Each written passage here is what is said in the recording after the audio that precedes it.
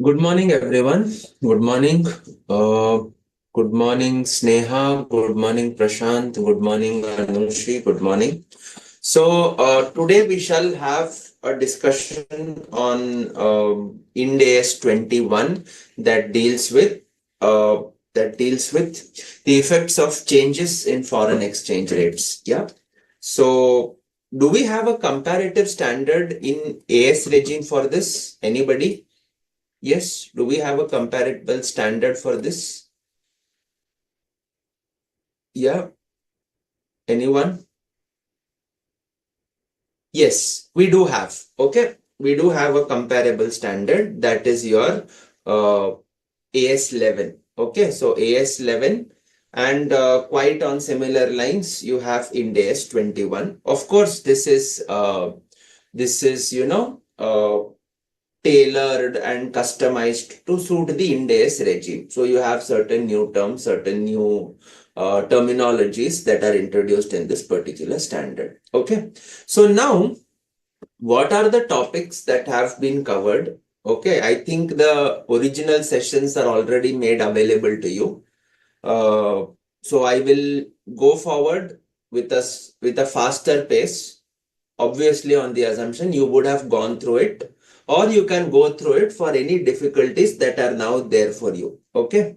So now what are we going to cover in this particular standard? One is what is the objective, the scope, and then we will be discussing at length what is the meaning of functional currency. What is the meaning of presentation currency? Two types of currencies are there. Functional currency was not there under AS11.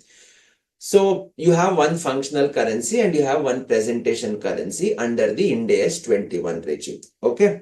Then you are going to come to foreign currency transactions, foreign currency operations, translation of foreign operations, disposal of foreign operations. What about the changes in functional currency? How do we handle that? What are the disclosures? Okay. And then there is one appendix B, which is quite simple. In fact, okay. Treatment of advance paid or advance received. Okay. So these are broadly what we are going to cover. So the focus area will be functional currency. We will spend substantial time understanding what is functional currency. Then we will look at foreign currency operations. Foreign currency transactions is almost exactly AS11. So we can be a little fast with that. But foreign currency operations, translation, disposal, these are something which are a little new. So we will spend some time devoted to those topics. Okay. And we shall wind up the session today accordingly. Okay. So now, why did we have to have a separate Ind AS 21 standard or erstwhile AS 11 standard? See, in our current scenario, we have globalization that has crept in. So by virtue of this globalization, we are having a lot of multinational corporations which are set up across. So you have companies like Pfizer, Honda, to name a few, Apple. Okay. So these entities have their transactions across the globe. You have a company like Apple, which is in California, which is in India, which is, in Europe, which is in China. Okay. So you have sale purchase of goods that keep happening. You have companies like Infosys, TCS are in-house companies which have transactions with entities outside India. So the free flow of trade across the borders is very much common in today's times. And when free flow of trade is common, naturally the question arises, it should happen in which currency? It could happen in INR or it could happen in the currency of the foreign entity or typically in US dollars. But the issue is that we are having only one currency in which we can report our financial statements. For example, in India, we do it in INR, US will do it in USD, Britain will do it in pounds, so on and so forth. So when this is the scenario, obviously, if I make a sale in US dollars and my financials are in INR, I need to convert that US dollar amount to INR amount. So same applies for purchase of goods, services, incurring of operating expenses. All these things, if they are incurred in foreign currency, then I will have to convert it into INR. So now the principles for doing this, all of this is what needed to be laid out specifically. Okay. And for that purpose, Ind AS 21 came into existence, or erstwhile AS 11 came into existence. Okay. So it is basically the globalization that has brought about this particular that made it necessary to introduce a standard in this regard. Okay. So what are we covering under Ind AS 21? These are transactions where the entity has transactions in foreign currencies. What do you mean by transactions in foreign currency? Export of goods, export of services, import of goods, import of services, taking external commercial borrowings, that is foreign currency borrowings, repayment of foreign currency borrowings. All these are transactions in foreign currencies. So therefore, the objective of Ind AS 21 in this case is how to include such transactions in the financial statements. So I have transactions in foreign currency. Ind AS 21 will tell me how do I need to include it in the financial statements. In some cases, you have entities that have foreign operations, For example, I have an entity in India and I have a branch office in, let us say, a country like Israel, for example. Okay. So if I'm in India and I have a branch office in Israel, Israel is also having its own activities. But when I'm finalizing the accounts of India, I need to include Israel branch office results. Yes or no? Bolo. I need to include the results of the Israel branch office. Yes or no? And therefore, how do I include is what is prescribed under Ind AS 21. How do I include it in the Indian entities reporting is what is prescribed under Ind AS 21. Okay. Foreign operations need not be confined to a branch office. Sometimes you could be having your own subsidiary set up outside India.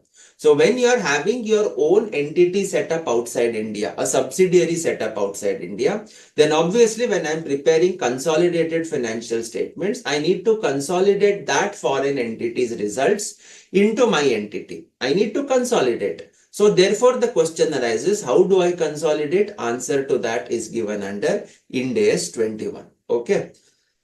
What other forex items are covered? An entity presenting its financial statements in a foreign currency, how to translate it into a presentation currency. We'll come to this when we understand, you will understand this better when we discuss what is functional currency, what is presentation currency. Give me a couple of minutes, we'll come on this discussion immediately. Ind AS 21 applies to the presentation of an entity's financial statements in a foreign currency and sets out requirements for resulting financials to be described as complying with Ind AS. So that is your whole reason. Okay. Now, what is covered under Ind AS 21? Applicability. Accounting for transactions and balances in foreign currencies, I have already told. Translating results and financial position of foreign operations that are included in the financial statements of the entity, either by way of consolidation or by way of equity method. Have you guys done consolidated financial statements? Yes. As part of your of the current session, have you done consolidated financials, or is it yet to be done? Yet to be done. Yet to be done. Okay, no problem. So, translating these results for the purposes of consolidation or for the purposes of inclusion in the entity's financial statements. So, when I talk about a foreign operation, what is a foreign operation? Foreign operation could be a subsidiary, could be an associate, could be a joint arrangement or branch of a reporting entity, the activities of which are based or conducted in a country or currency other than those of the reporting entity. Okay, so it is not confined to subsidiary or branch. It is saying it could be a subsidiary, it could be an associate, it could be a joint arrangement.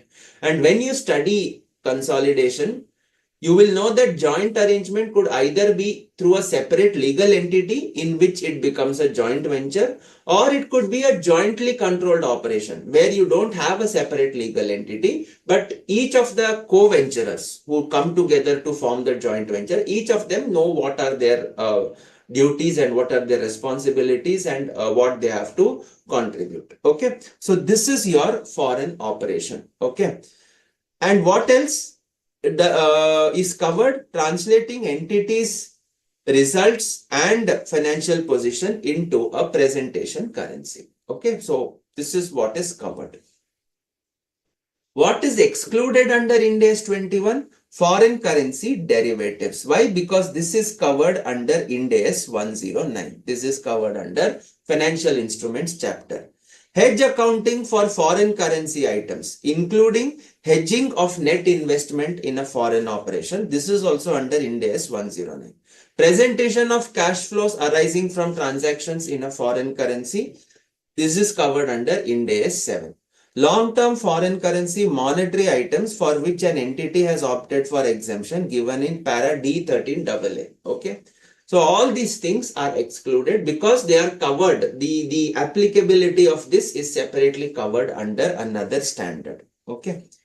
Now we come to the major and most important part of the session. That is, what do you understand by functional currency? What do you understand by functional currency? Up till now, any doubts? The basic, the preliminaries, anybody's any doubts? Priyanka, Sneha, Anushi, Prashant?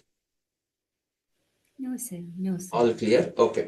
So now we start up with something known as functional currency. Okay. This is by far the most important definition that you have in Ind AS 21. Okay. So what do you mean by functional currency? Functional currency is nothing but the currency of the primary economic environment in which the entity operates. The currency of the primary economic environment in which the entity operates. Now, look at the words. It is in no way saying the currency where the entity is located. The currency of the country where the entity is registered as an entity. For example, if I have an entity registered in India, merely by virtue of registration, INR will not become its functional currency. Okay. It is the currency of the primary economic environment. It is the currency of the primary economic environment. So what do you mean by primary economic environment? It is normally the one in which it primarily generates and expends cash. It is the one in which the entity generates and expends cash. That means what the standard is trying to say is, in which currency do you carry out your operations? In which currency do you primarily carry out your operations? How is your thought process as an organization wired? Do you think in INR terms? Do you think in US dollar terms? Today, if there are certain administrative and political changes happening in the United States, are those changes affecting your pricing because you are having dollar as your thought process? Or are you saying that any political or any political or economical issue that arises in the United States has no bearing on my pricing because mine is in INR? What are the factors that are affecting your thought process? Those factors which have a direct bearing on how you intend to spend, how you intend to sell, that currency ends up becoming your functional currency. Functional currency का सीधा सीधा मतलब है, यार आप किस currency के हिसाब से आप सोचते हो. Many times what could happen is, I am based in India, but I am a direct subsidiary of an American entity. I have external commercial borrowings taken from a bank in the United States. My sales are exclusively to United States, and they are based, the pricing, everything happens in accordance with the applicable agreements with the United States entity. So in all these cases, if there is an inflation rise or inflation fall in United States, it will affect my what you can say, it will affect my operations. So in all these cases, though you are based out of India, your thought process is USD only. You think, you breathe USD, because that is the one factor which is extremely sensitive for your pricing, which is extremely sensitive for buying. Okay. So this becomes your functional currency. But तो अगर sir हमें ये सब सोचना है, answer is no. The standard proceeds further and says it is normally the currency of the country in which the entity is located. So 95 out of 100 cases, you will have functional currency, the local currency. You will have functional currency as the local currency. Okay. But it also adds immediately that it might be a different currency. It might be a different currency. This is the first and very crucial step for the purpose of even beginning Ind AS 21. If you make a mistake in identifying your functional currency, your whole reporting gets derailed. Your whole reporting process, assumptions, everything starts getting derailed. Okay. So when I talk about functional currency, it is not something that is concluded without any evidence, without any facts. It is something that needs to be determined with evidence, something that needs to be determined with evidence, something that needs to be determined with facts. Okay. So that is what, after you determine whatever is your answer, that will become your functional currency. In AS 11, if you remember, we had two concepts, home currency and foreign currency. Do you remember this? Yes. Home currency or domestic currency and foreign currency. ये याद है अपने को? Yes. So whether it is your home currency or foreign currency, that is a thing of the past. Today, the whole crux is functional currency. Let us move further on this discussion. What do you understand by functional currency? It is the currency that determines the pricing of the transactions. It is the currency that determines the pricing of the transactions rather than the currency in which those transactions are denominated. Okay. Achha. How many of us buy goods online from Amazon or Flipkart or whatever it is?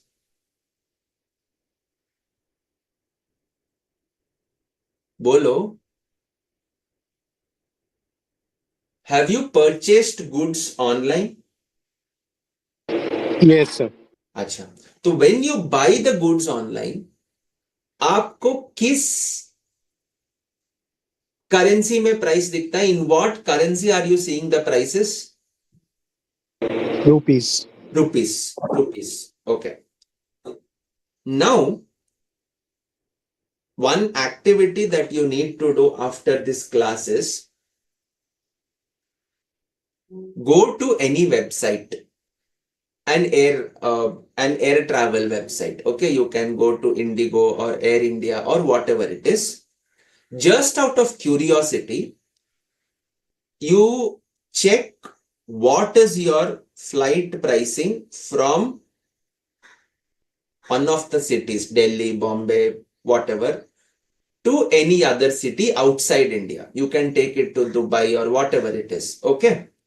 Of one of these local airlines. Okay. Indigo or Air India. Ye le lo. And for the same route, you check up the pricing on a foreign airline. like Emirates or Qatar Airways, whatever it is. Okay. The same airline, you check the pricing, the same route, you check the pricing in for a foreign airline. The same thing, you check the pricing for an Indian airline, the same route. If you check that, you will find one particular interesting thing. Okay. When I make a booking on Air India or on Indigo, the pricing is never shown in decimals. वो decimal round off हो जाता है. Okay. They just talk in terms of it's a whole number. It's never in decimals. Okay. But when you look into the foreign airline, Emirates, for example, when you look into that, you will note that the pricing is to the last two decimals.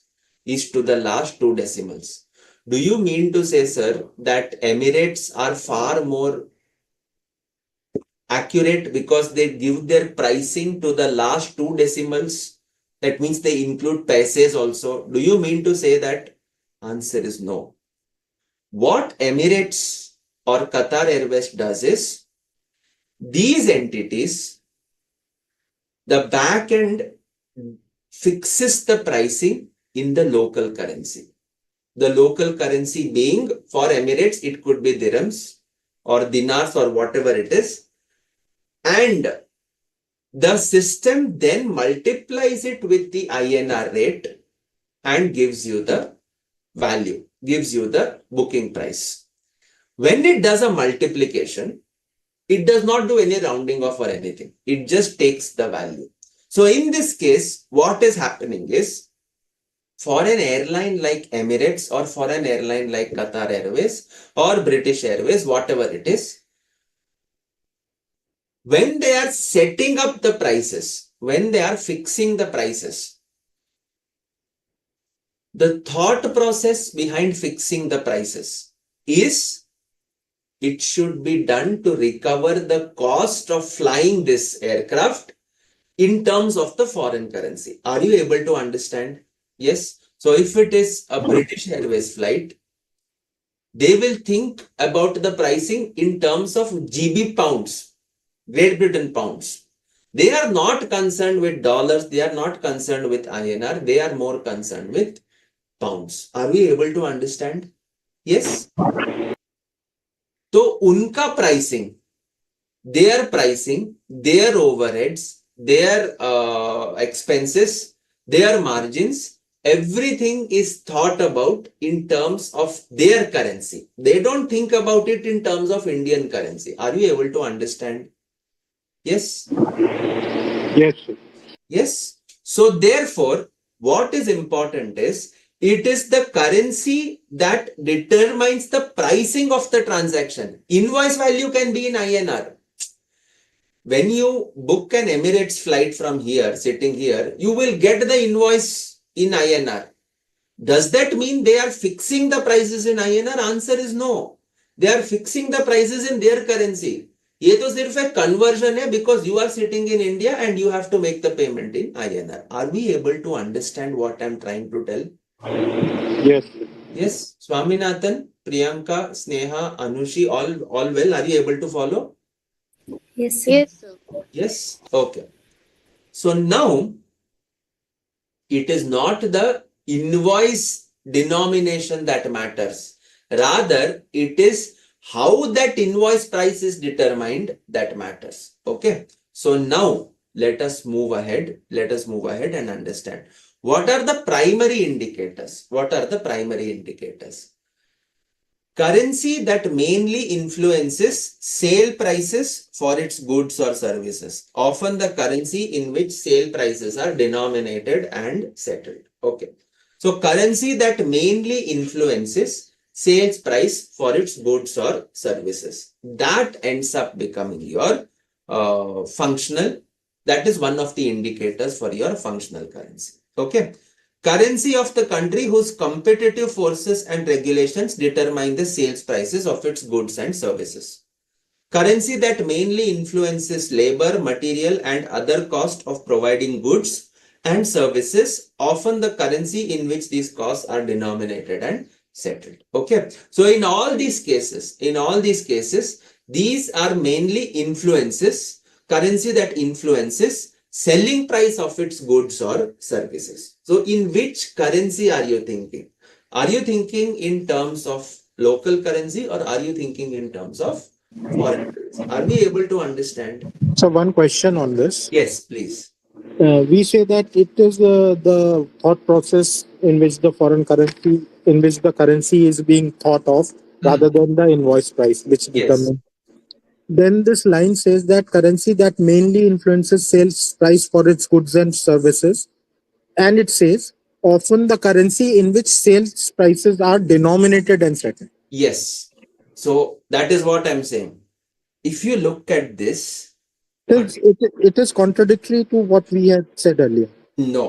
Basically, आप अगर समझोगे, you look at this also. I come back to the previous slide. It is the primary economic environment will be the one in which it generates and expends cash.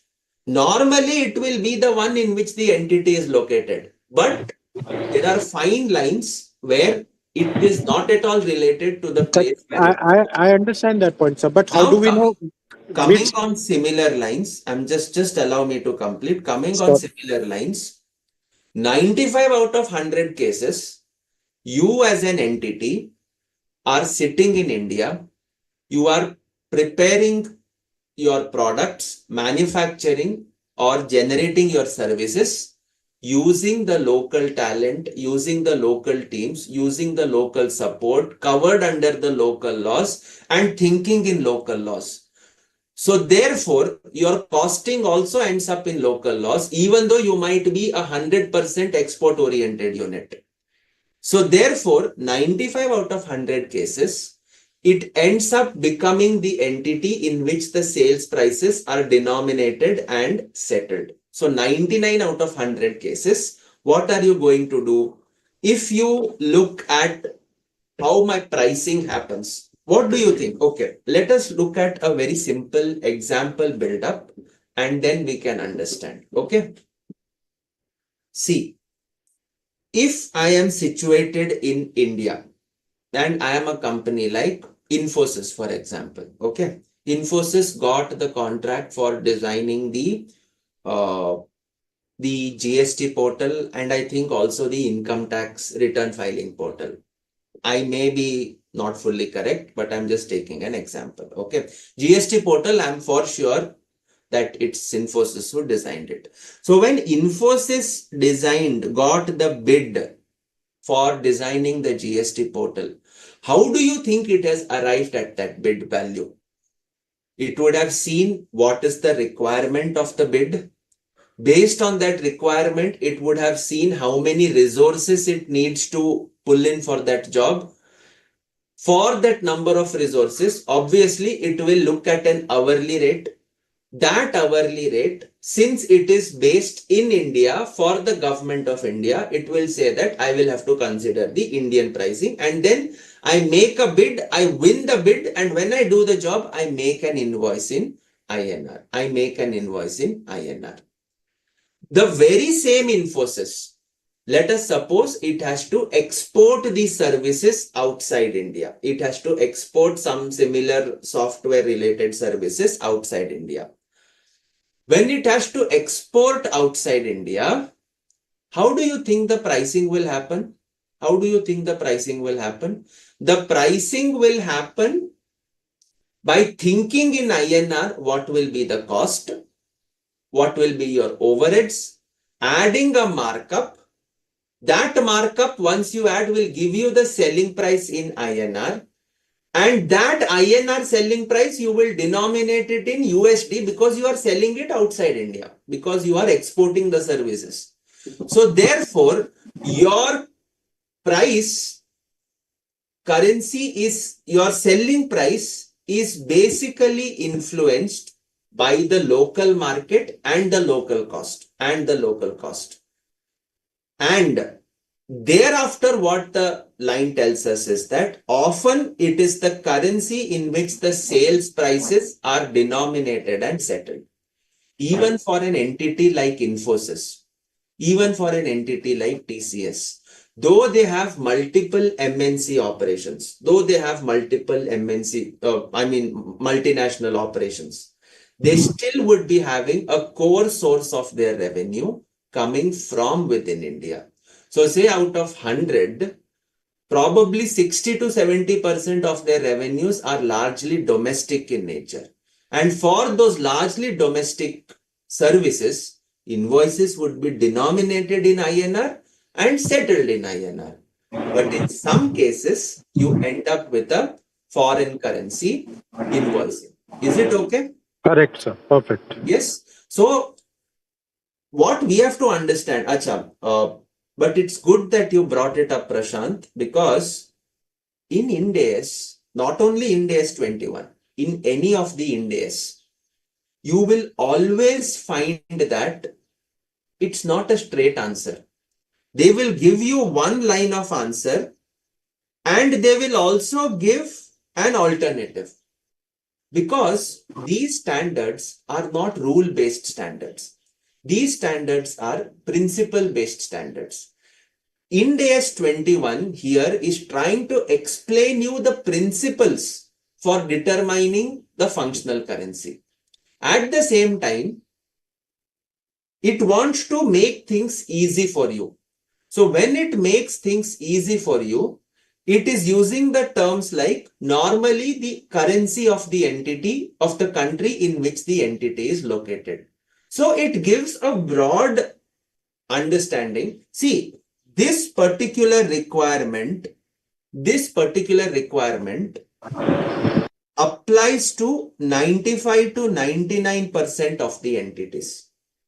Applies to 95 to 99% of the entities. Okay? India mein sare entities almost, they will rely and take INR as the functional currency because it is the currency where the entity operates, and they are influenced by the regulatory environment of India, by the political environment of India, by the social environment of India, by the fabric of India.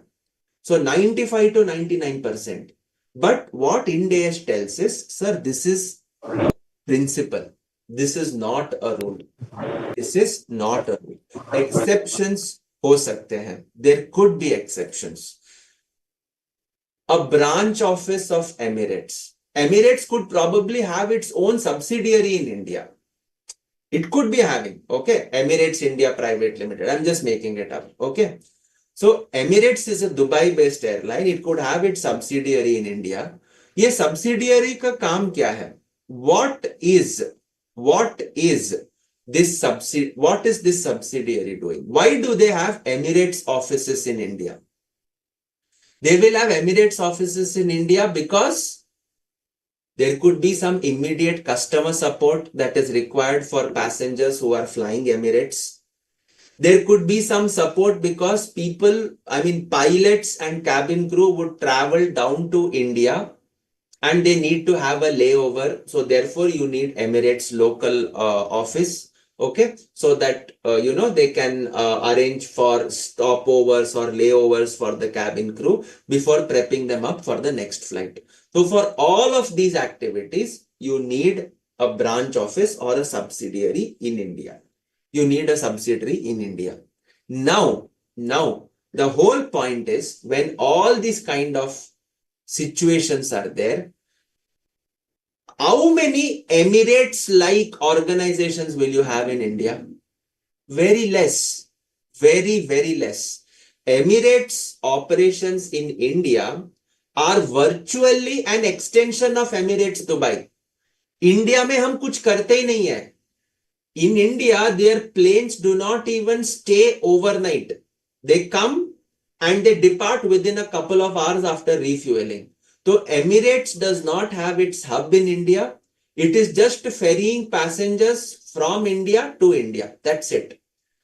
So at that point of time, it is a very, very small percentage of population where the local environment does not even have any impact on Emirates India, because booking engine Emirates India में है ही नहीं.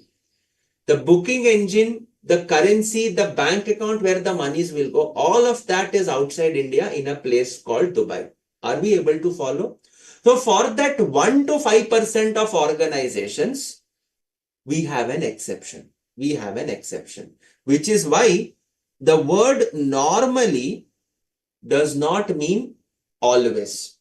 Okay, the word normally does not mean always. Okay, here also, currency that mainly influences, often it could be the currency in which the prices are denominated and settled. Often, yani ki there could be some invoices which are denominated and settled other than in the local currency, Okay. So for example, I will make an invoice sitting here in US dollars, and the settlement will also happen in US dollars. Export का ऐसे ही होता है? Yes or no? Exports happen like this. I make invoice in a foreign currency. I get the payment in foreign currency. Settlement किस में हो रहा है? किस करेंसी में हो रहा है? Go ahead. Settlement happens in which currency? Sir, USD. Denomination किस currency? Sir, USD. Sir, तो इसका मतलब USD is my functional currency? No, not necessary. Look at your bulk transactions. अगर आपका bulk is INR, आपकी सोच में INR है, you are thinking and breathing INR. Tomorrow, if the budget comes, you start shivering because I don't know what changes the government is going to bring. Your foreign country budget hardly matters. Tariff war is going on with a country like United States. You are not very much affected because your primary market is in India. So in all these situations, the denomination and settlement is more often the case, but it is the word used is often. यानी कि exceptions हो सकते हैं. There could be an exception. Is it okay? Are you able to understand? Perfect, sir. Okay. Now we move on to the next point. Currency of the country whose competitive forces and regulations mainly determine the sales prices of its goods and services. Okay. So today, if I as an entity am fixing the prices for my services, I cannot fix up the prices without knowing how much my competitor could fix, without having an estimate of what is my competitor's margins. Okay. So in all these cases, what happens is we are in competition with the local teams only. This happens many times when you are interested to bag the first order. Normally, CA firms, okay.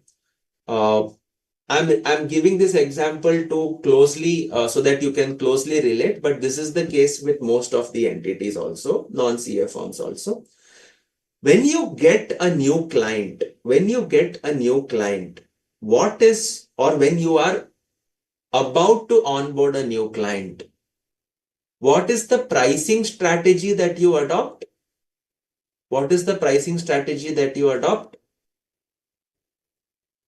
Sir, we will give lowest price. Why? Because you are entering the market. Because you are entering the market, you want to have an advantage over the others. So your competitive pricing will come to the attention of your competitors. And therefore, they also will start offering at comparable prices. So your competition is what determines your pricing. Next, currency that mainly influences labor or material and other costs, that is your overheads, etc., of providing goods and services. Often the currency in which these costs are denominated and settled. Are we able to follow primary indicators? Yes. Any doubts? So far, no doubts. Priyanka, Sneha. Okay, Swaminathan has confirmed. Anushi, yes.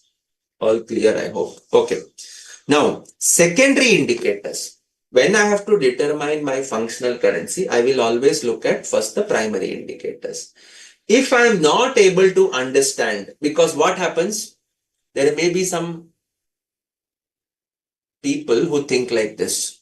Sir, you said that often it is the currency in which sales prices are denominated and settled. And then you told that in a country, in the case of an entity operating in India, it will obviously have very high, what you can say, it will have very high INR volume of transactions. But there may be some people who will ask, sir, what about if it is 50-50? 50% export, 50% INR, exactly 50-50. In that case, what is my guidance?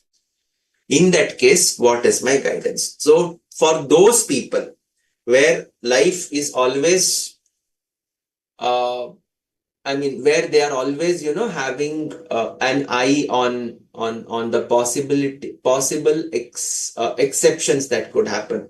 For those people, there is something known as a secondary indicator. Primary indicator ke baad, after looking at the primary indicator also, you are not clear, then you look at secondary indicators. Secondary indicators, currency in which cash from financing activities is generated, or currency in which receipts from operating activities are usually retained. Okay, so these are your secondary indicators. These are your secondary indicators. Are we able to follow? Yes? Yes? Okay. Yes, sir. All right. Okay. So that takes care of your functional currency, primary indicators and secondary indicators. Just a minute. Just give me a minute.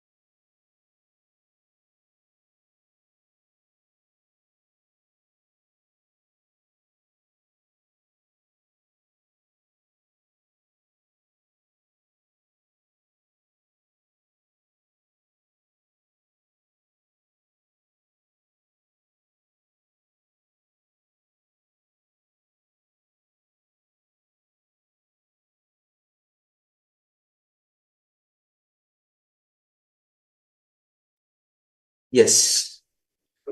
Sorry. Okay. So primary indicators, secondary indicators, these are the indicators which help you determine what is your functional currency. So one thing is sure, this functional currency is something that you need to determine. It is not something that is automatic. In AS11, it was automatic. You did not even have to think.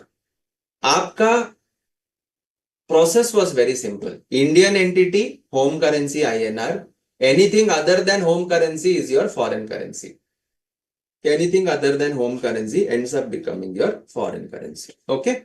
So that is something which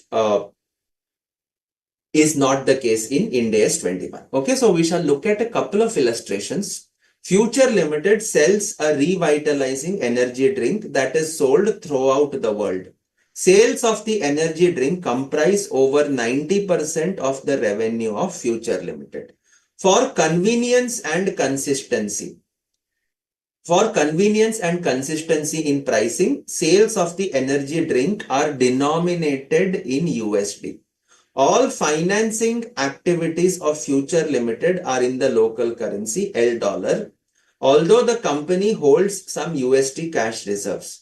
Almost all the costs incurred by Future Limited are denominated in local currency L dollar. What is the functional currency? Answer to likha hai, but anyways. What is the functional currency of Future Limited? What do you think?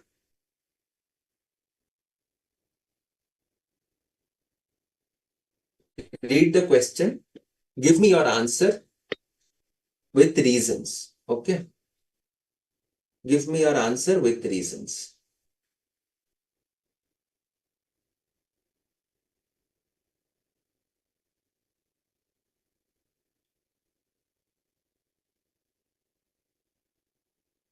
Yes, Prashant, Swaminathan. Dollar, sir. USD or L dollar? $L. L dollar. Okay. What about others? Priyanka, Anushi, Sneha, Akshat, Swaminathan. Okay. I got an answer from Swaminathan. Okay.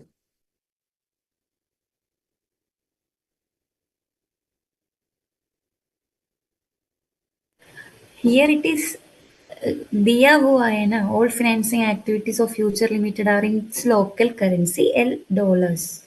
हाँ हाँ, but आप एक बात सोचिए, financing का अगर आपको देखना है तो that becomes your secondary indicators, है ना? Cost दिएगा ना सर नीचे, last line cost. वो सेकेंडरी इंडिकेटर है. आप ये लाइन पढ़ो. Almost all the costs are denominated in the local currency. That is your primary indicator. You can look at this. ये वाला. This clause. Currency that mainly influences labor, material, other costs of providing goods and services. So basically, cost incurrence. If you are negotiating with your subsi fellow, you will negotiate in INR, right? You cannot negotiate in USD, right? Because for you, the thought process is in INR. For him, the thought process is in INR. So that becomes your primary indicator. So, ठीक है. Definitely, I will not dispute that financing is in L dollar, but that becomes a secondary indicator. So it is only a moral support to the first primary indicator. Okay. All right, fine. So according to Priyanka also, it ends up becoming L dollar. Okay, fine. Very good. Anushi, Sneha. Okay, fine. So, it cannot be US dollars. It cannot be US dollars because what they are saying, only for convenience and consistency in pricing, sales are denominated in USD. It is not saying sale prices are determined in USD.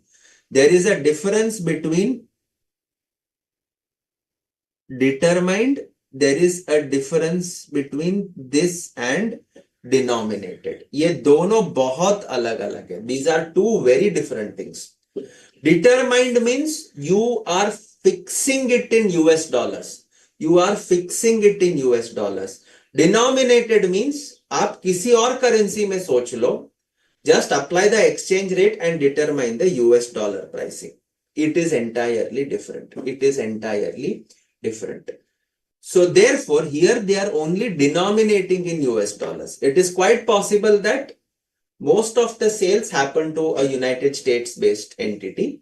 So they will be most comfortable making the payment in US dollars. So we make the invoice in US dollars. That's it.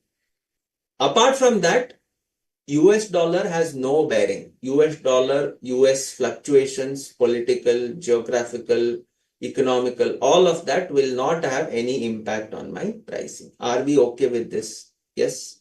So that is why it cannot be treated as a functional currency. L dollar is your functional currency. Swaminathan, are you okay? Yes.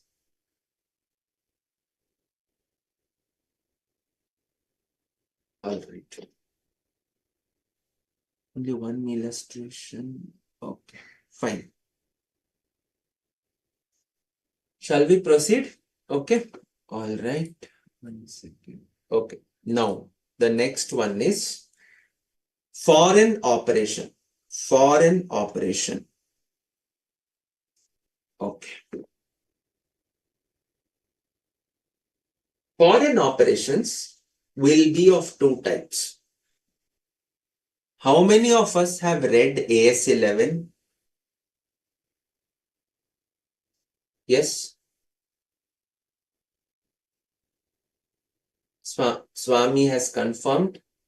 Priyanka? Yes, sir. Effects of changes in foreign exchange rates. Okay Prashant, आपने भी पढ़ा होगा या option में छोड़ दिया? नहीं sir, मैंने नहीं पढ़ा था सर। अच्छा, ओके, वेरी ऑनेस्ट। ओके, ठीक है, ऑल राइट, ठीक है। जब आपने AS11 पढ़ा या नहीं पढ़ा, what ever be the case, okay, you have something known as integral and non-integral operations. Do you remember this, Swami? Do you remember this, Priyanka? Do you remember we had something known as integral and non-integral? Yes, sir. Yes. क्या था बेटा integral, non-integral? Okay. Fine. So Swaminathan remembers the terms, but he does not remember what those terms meant. Okay. Integral operations was something like a dependent branch. Was something like a dependent branch. Non-integral operation was something like an independent branch.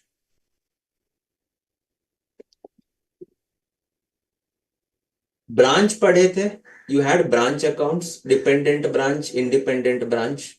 Yes. What is a dependent branch? Dependent branch is something जहां पे there is no thought. They don't have to decide anything. They don't have to think anything. Head office will give instruction, just follow it. Head office will tell do this, you please do this. Head office will tell do not do something, you will not do that. Okay. Head office will say whatever money you collect, you will send back to head office. Branch will say, okay sir, I collected this much, I have given it back to you. Apart from that, it has nothing of its own. It has nothing of its own. All the transactions are with the head office on a regular basis. You have a high volume of transactions with the head office. That would become a dependent branch. Independent branch, autonomy. I am going to decide where to spend the money. I am going to decide what should be the quotation. I am going to decide when should I correct them, when should I collect the money. And I am the one who will keep the money because I need to fund the future operations. So in all these cases, your independent branch exercised autonomy. On similar lines, we have something known as a foreign operation categorization. Foreign operation categorization, the nature of that broadly can be categorized as operating as an extension. It is just an extension counter. खुद का कुछ नहीं है. Okay, it is just an extension counter. Or it exercises autonomy. These are exclusive, not equal to. Okay. So operates as an extension means what? It sells goods imported from the reporting entity and remits proceeds to it. It is just a conduit. Many times what happens, you have some entities who set up a local support office, okay? Like I told Emirates India, it's just a local support office. Baki Emirates India does not do anything else apart from local support, okay? So therefore, it is virtually an extension of Dubai's Emirates. It's virtually an extension of Dubai's Emirates. खुद का कुछ नहीं है. Whatever it is generating, it is pushing it back. Whatever it is generating, it is pushing it back. Okay. And the other cases exercises autonomy. It accumulates cash, other monetary items, incurs expenses, generates income, and arranges borrowings, all substantially in local currency. Are we able to understand? Yes. Yes. All right, fine. So what makes you decide whether it is an extension or whether it is autonomous? One is obviously the percentage of transactions.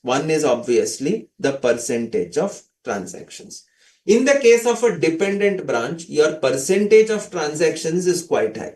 Whereas in the case of an entity and a foreign operation that exercises autonomy, you will be having a reduced set of transactions with the entity. Are we able to follow? Yes. Yes. Nature of cash flows. In the case of an autonomy entity, whether cash flows from activities of foreign operations directly afford the cash flows of the reporting entity and are readily available for remittance Funding, whether cash flows from activities of the foreign operation are sufficient to service existing and normally expected debt obligation without funds being made available by the reporting entity. Okay, so all these things can put together to give you an idea of what is your foreign operation. Okay, so now I want you to read illustration 2 and tell me.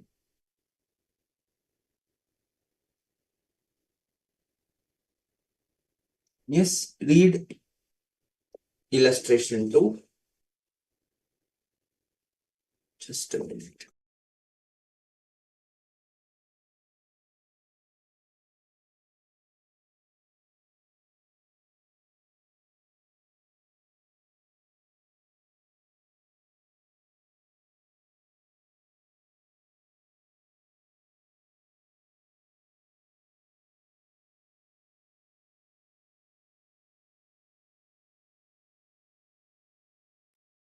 Yes.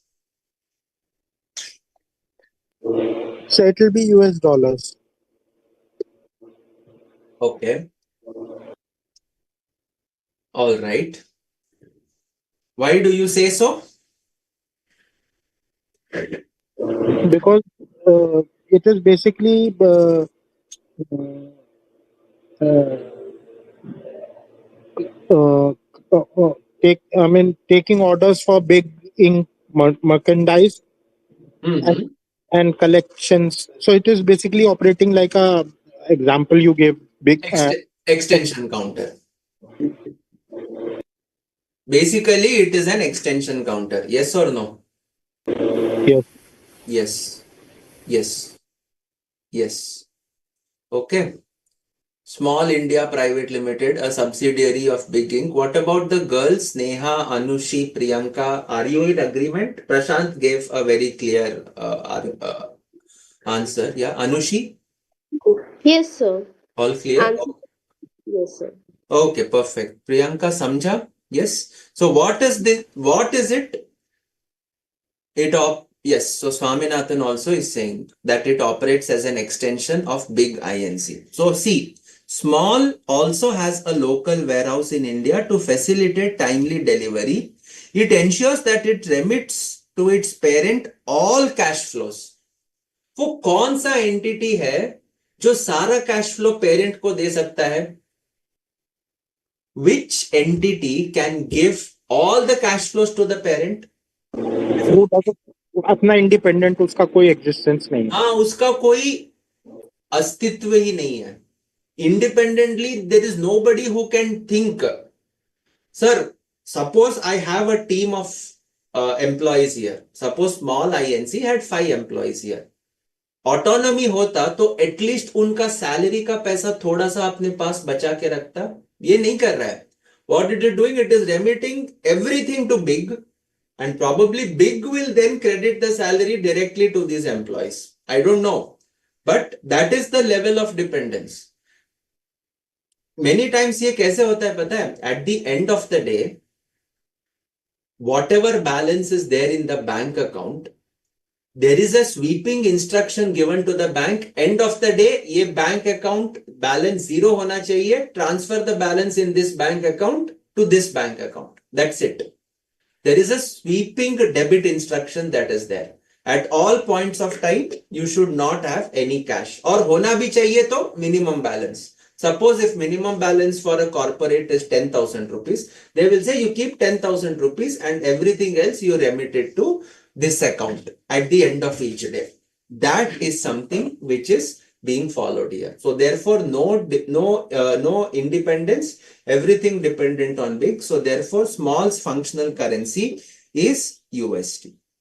Okay, so that takes care of this. Okay, all right. A is an Oman-based company having a foreign operation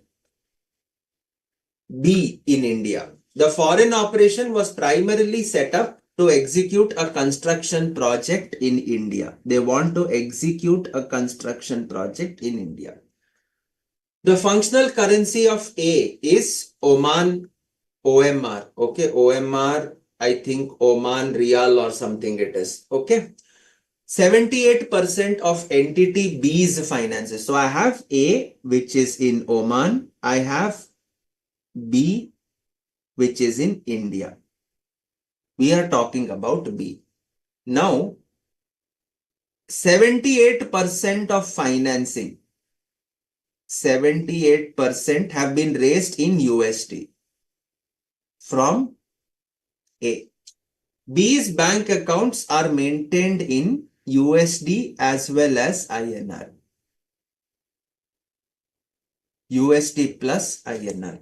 Cash flows generated by B are transferred to A on a monthly basis in USD in respect of repayment of finance received by A. So here, transfer of cash to A for repayment of financing. Revenues of B are in USD. Revenue USD. Competitors are globally based. Tendering for the construction happened in USD. B incurs 70% of the cost in INR, remaining 30% in USD. Since B is located in India, can it presume its functional currency should be to be INR?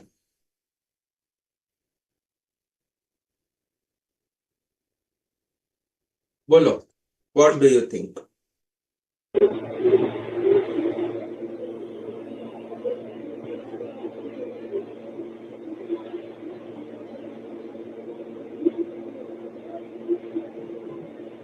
So since revenues are in USD, Okay. so I give my take in USD. It's currency. Okay. What about Swami, Akshat, Priyanka, Sneha, Anushi? Yes. 78% of the entities have been raised in US dollars. Anji, yes. That is the financing. But that financing has come from A only. A has given the money to B and now B is repaying it back. Okay. Okay. Yes. Go ahead.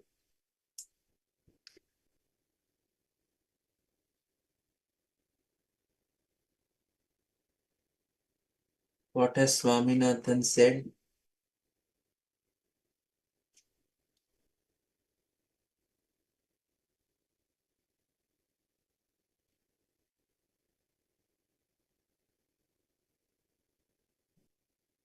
Acha.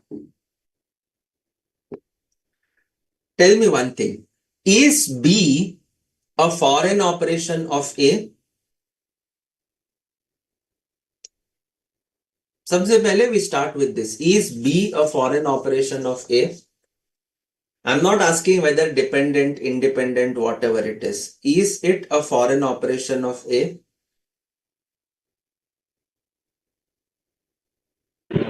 Yes, sir. Obviously. It is a foreign operation of A. So that much is clear. Now, what have they given that it is a branch or a subsidiary or a joint venture? It is irrelevant. That is just the structure. Okay, whatever it is a foreign operation of A. Now, it has received 78% of the financing from A and it is repaying that on a monthly basis. It is repaying that on a monthly basis. Okay. Because it is doing that, can I say that USD becomes my primary currency or my functional currency? No, sir. It That is a is that second. alone cannot be your determining factor. It is a secondary factor. It is a secondary factor. Primary factor is आपका selling price क्या है and आप cost किस currency में इनकर कर रहे हो. The guiding light is your revenue. Revenue के बाद आता है आपका cost. So revenue in this case happens to be in USD. Number one. Number two, it's competitors are globally based. इसका मतलब क्या हुआ? If it's competitors are globally based, आप प्राइसिंग किस हिसाब से करोगे? Will you look at your Indian entities and fix up a bid, और will you have an idea of how much the global competitors are pricing and you will place your bid? What are you going to do? Bid डालते समय आप competitors, कौन से competitors देखोगे? Will you look at local और will you look at global? Global. You will look at global. So you may be incurring low costs here, but because global players are quoting a good price, you will also end up quoting a good price. You will not go ultra cheap based on what Indian entities would possibly have quoted. Are you able to follow? Yes. So that is the second one. So tendering also has happened in USD. So therefore, revenues are in USD, competitors are global, and tendering also is in USD. So these are three very strong indicators that indicate that revenues are generated from a USD mindset and not from a INR mindset. And therefore, your primary currency ends up, or your functional currency ends up becoming US dollars. Therefore, functional currency is USD. Are we able to understand? Yes. The remaining everything is irrelevant. It is made to confuse you. Okay. It is made to confuse you. For example, you will then start thinking, but sir, cost तो 70% INR में incur हो रहा है. Yes. That is probably you have set up your structure like that so that you end up making a good profit. Because I get cheap labor and global pricing strategy. So that margin that is there will be very high, which is to my benefit, which is perfectly fine. Okay. तो समझ में आ गया सबको? Yes, sir. Yes. All right. So this is done. All right. Next. Illustration 4. S Limited is a company based out of India which got listed on the Bombay Stock Exchange. Since then, the company's operations have increased considerably. The company was engaged in the business of trading of motorcycles. Okay. The company only deals in imported motorcycles. Acha, so it is only buying imported motorcycles imported from the US. After importing the motorcycles, these are sold across India through its various distribution channels. So they sell it to distributors. Distributors will sell it to the end customer. The company had only private customers earlier, but the company also started corporate tie-ups and increased its customer base to corporates also. The purchase of the motorcycles are in the USD because the vendors from whom these motorcycles are purchased, they are all located in the US. All other operating expenses are incurred in India only because of its location, and they would generally happen in INR. The company, currently its customers are both corporate and private in the ratio of 70:30. The USD denominated prices of motorcycles in India are different from those in other countries. Company also expecting that in the coming years, its customers base will increase significantly in India, and the current proportion may also change. Currently, invoices are raised to the corporate customers in US dollars for the purpose of hedging. However, private customers don't accept the same arrangement and hence invoices are raised to them in INR. What would be the functional currency of the company? Okay, go ahead. What do you think? Read the question, think, and let me.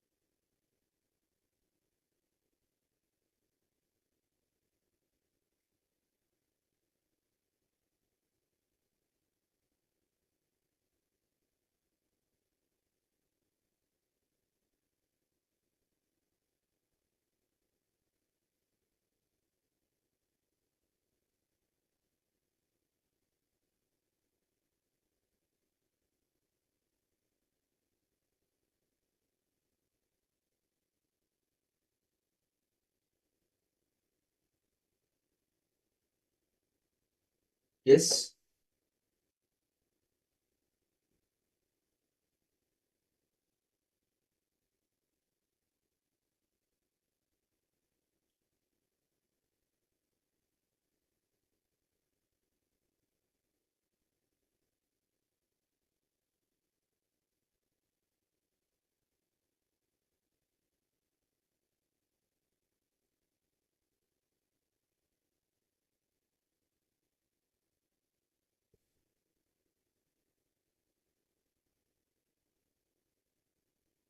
yes.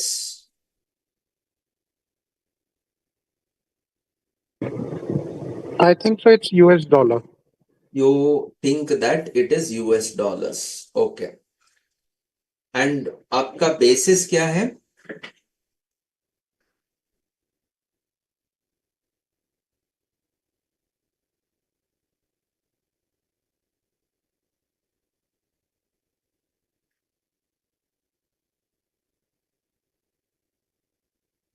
Prashant?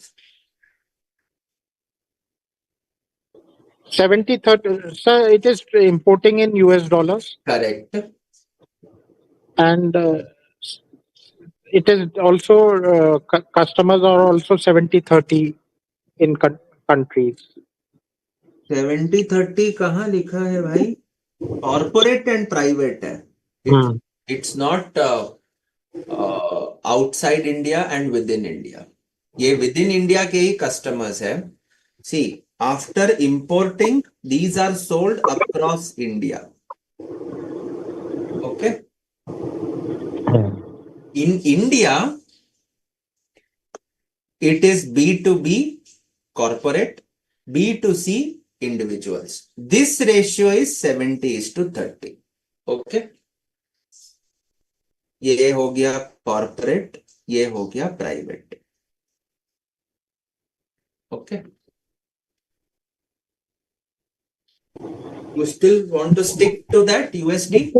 Thinking in US because it is also big invoices USD, and the private customers don't accept the arrangement, and hence invoices are raised to them in INR. Okay. Okay. Second last line, sir. Anji, yes. Yes. Anushi, you were saying something. Yes, sir. I think it is in rupees because it is written over there that the ratios may change from 70/30. It means somewhere it is dependent on Indian market. Revenue is dependent on Indian market. Okay. So it can be in rupees. Okay. Okay. All right. Fine. Swami, what do you have to add?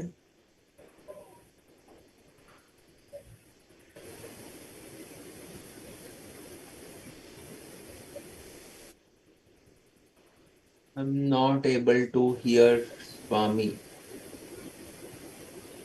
Okay, Priyanka? Sir, revenues are clearly influenced by the Indian market, so it is rupees. Correct. Yes. See, first of all, if you look at the facts, if I look at revenue, see, you have to catch the problem at the right place. Only then you will get the answers correct. Don't beat around everywhere.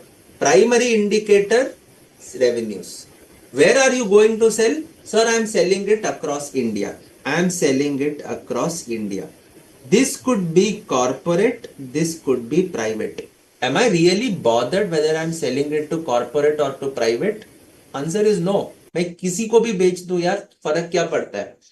I will end up making the revenue in India only. In India only. Okay.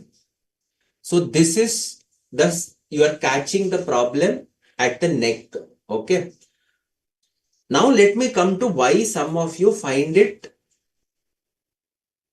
possible that USD could be the currency. See, currently invoices are raised to corporate customers in USD for the purposes of hedging.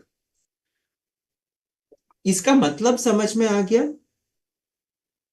For the purposes of hedging.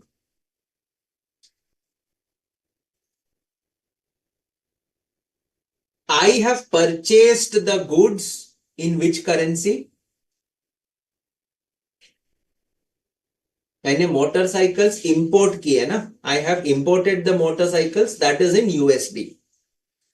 And if I'm selling it also in USD, don't you think it works as a hedge? Because I have to collect in USD, I have to pay in USD. So exchange rate fluctuations will not have any impact on me. Yes or no?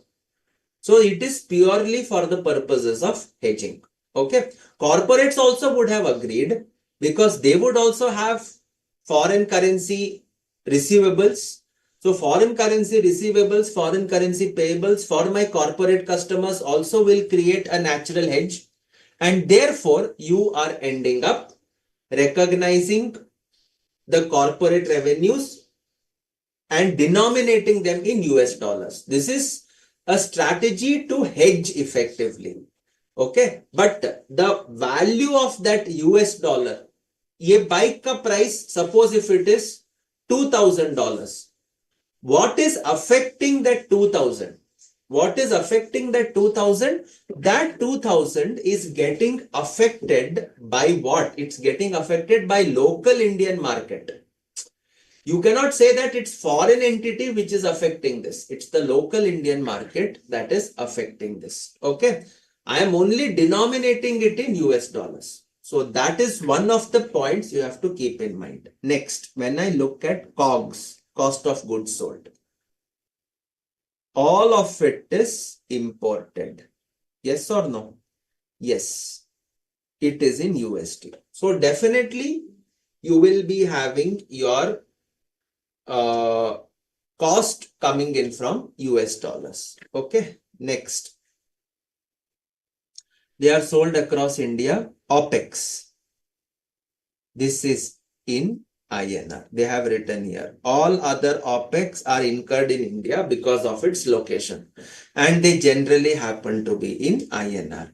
So now revenues within India, COGS you are importing, that is fine, but OPEX is in India.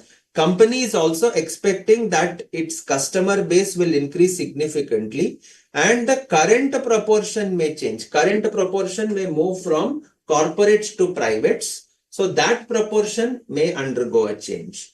Currently, invoices are raised to corporate customers in USD. However, private customers do not agree and they want the invoice in INR. So what would be the functional currency? Functional currency ends up becoming INR. Even though I sell it, I denominate my invoice in US dollars locally. Are you able to follow? Yes, Prashant, समझ में आ गया बेटा? Yes, sir. Yes, sir. Yes, okay, fine. So that takes care of this illustration. Yes. Now, obviously, indicators are mixed. You all have seen. Functional currency is not obvious. That also you saw. The management ends up using its judgment to determine the functional currency. Management has to give priority to primary indicators before considering secondary indicators, which are designed to provide additional supporting evidence to determine an entity's functional currency. Okay, all right. Why is functional currency important? Now we come to the whole crux. Sir, ये सब तो पढ़ा हमने functional currency, but उससे क्या होगा? What will happen? The journal entries, आप ultimately बात करते हो जर्नल्स की ना, डेबिट कौन सा, क्रेडिट कौन सा, किस अमाउंट से. Debit will be with amounts appearing in the functional currency. Debit will be with amounts appearing in the functional currency.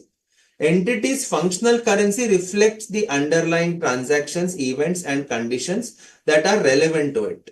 Accordingly, once determined, the functional currency is not changed unless there is a change in those underlying transactions, events, and conditions. Okay. So generally, functional currency एक बार fix हो गया, it remains the same. It remains the same. Okay. All right. Acha. Because this is there in the standard, I am just explaining. If the functional currency of an entity is the currency of a hyperinflationary economy. Have you studied hyperinflationary economies? Yes? Priyanka, Prashant, Swami? No, sir. No, sir. No? Acha. Be out of general knowledge, do you know what is a hyperinflationary economy?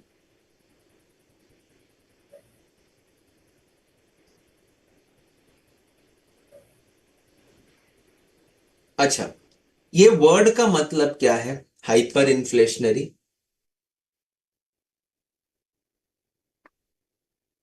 Hyper inflation का मतलब होता है excessive inflation. Okay. Your currency independently has no value of its own. Okay. What your government has done is it went on printing money. Okay. पैसा print करते गए central bank से. Okay. तो इसका नतीजा क्या हुआ? Everybody has tons of liquid cash, but it is of no use because it is not having any backing. It is not having any backing. It is just a piece of paper. So everybody has this now. So hyperinflationary economy is a very interesting situation. Okay, hyperinflationary economy is essentially an economy where inflation has crossed your limits of imagination. Okay. This is typically prevalent in a country like Zimbabwe. In a country like Zimbabwe. Okay. You also have certain other African countries. Okay. What happens here is, and this is real, I'm not making this up. This is real. Okay. Suppose you want to buy bread from a packet of bread in Zimbabwe using local money. Using local money. You know what? They have to take 2 sacks of notes, okay, worth millions of Zimbabwe dollars. You put 2 sacks of notes on the table and then you will get 1 packet of bread. So that is what is hyperinflation. Hyperinflation means inflation has gone up to such an extent that money is not having any value at all. Its money has no value at all. For 2 sacks worth millions of Zimbabwe dollars, if you are getting only one packet of bread, what is the use? Yes. Another example.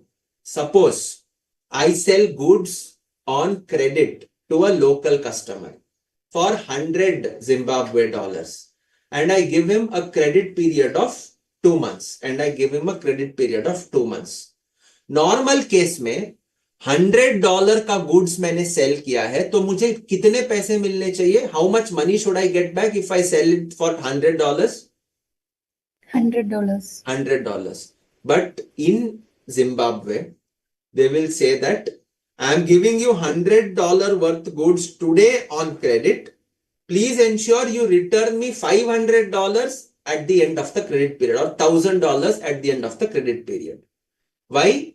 That is the amount of inflation. That is the amount of inflation.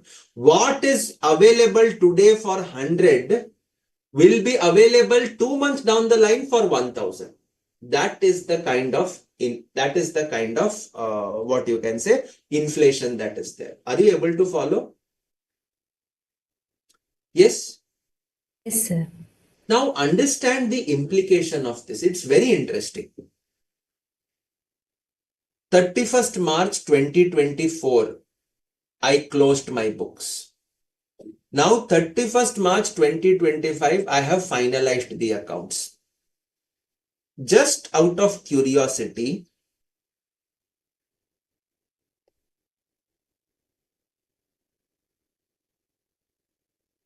sales, $10,000 in your P&L. Here it would be 1,000. This is a hyperinflationary economy. Tell me one thing. In the P&L, when you present the P&L in this manner, 31st March 25, 31st March 24, 10,000 and 1,000. In a hyperinflationary economy, do you think these two are comparable in the truest sense? Do you want to say my sales team has made efforts and increased the revenue by 10 times? Do you want to imply that here? No, not possible, because your 1,000 to 10,000 movement could only be because of inflation. There is a high chance that what you have sold is only worth $900 at today's price level, last year's price levels. But because of inflation, 900 has gone up to 10,000. Are you able to follow? Yes? Yes. So therefore, when I just present my financials in a straightforward manner, in case of hyperinflationary economies, they will not be comparable. They will not be comparable. So what are you going to do if they are not comparable? What are you going to do if they are not comparable? You have to state the financials in a different currency. In Nigeria, in Zimbabwe, today what the people are doing is, for day-to-day transactions, they are using US dollars. US dollars is a stable currency. It is stabilizing their operations, and therefore they are using US dollar. I'm not making this up. I'm not at all making this up. You can go today and just have an understanding Zimbabwe economy inflation. You can just type this and you will get plethora of articles. You will get huge number of articles. Nahi to you can go to ChatGPT and just write Zimbabwe inflation. And then you will have huge amount of articles that are there. So in a hyperinflationary economy, now it comes the interesting part.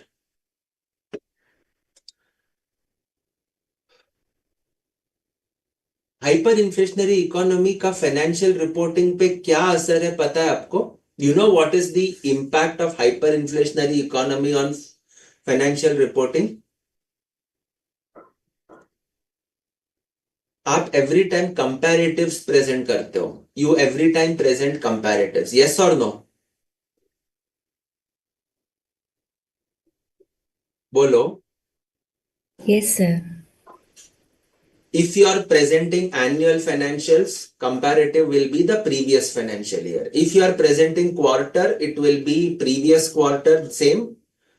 31st March से लेके अभी तक same. That is how you are going to present your quarterly results. Yes or no?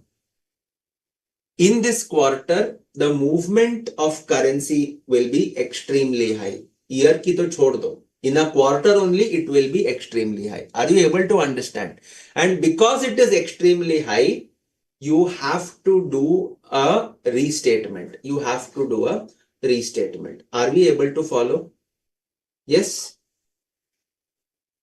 They need to maintain the parity of the amounts. Otherwise, comparisons will not at all work. Comparisons will not at all work. Are you able to follow? Yes, sir. Yes. So, suppose in a place like Zimbabwe, if my currency I have identified to be, if my currency I have identified to be Zimbabwe dollar, I cannot say that no, I will not take Zimbabwe dollar because I have to only do restatement. I will instead take US dollars. That is not allowed. That is not allowed. You cannot avoid restatement by selecting some other currency as its functional currency. Is it okay? Yes. Did you guys follow? Okay, fine. Okay. We proceed further. Functional currency versus presentation currency. What is your presentation currency? Currency in which financial statements are presented. Okay. So functional currency is INR. Presentation currency, whatever currency you want to present your financial statements. So functional currency, the Indian entity sells goods to say a Spanish customer and amount is receivable in euros. Indian entity will provide the report to the US parent in line with the, what you can say, in line with your requirements under the US. Okay. So you will set up your accounts based on functional currency and also based on a presentation currency, based on a presentation currency. Are you able to follow? Yes. Yes. Sure. Sure, sir. Okay. So now we just take a small 10-minute break. And then after the break, we shall start solving problems on foreign currency operations, transactions, etc. etc. Okay. 10-minute break, please. Yeah.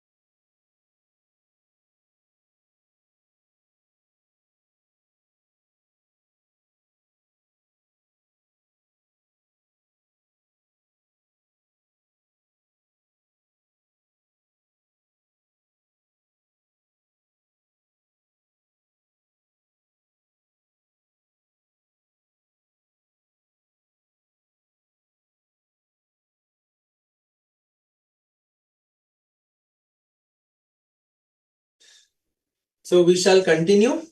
Yes. So now we come to certain practical questions. Yeah.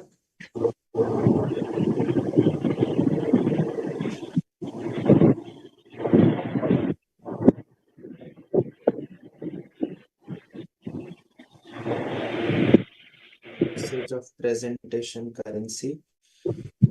All right.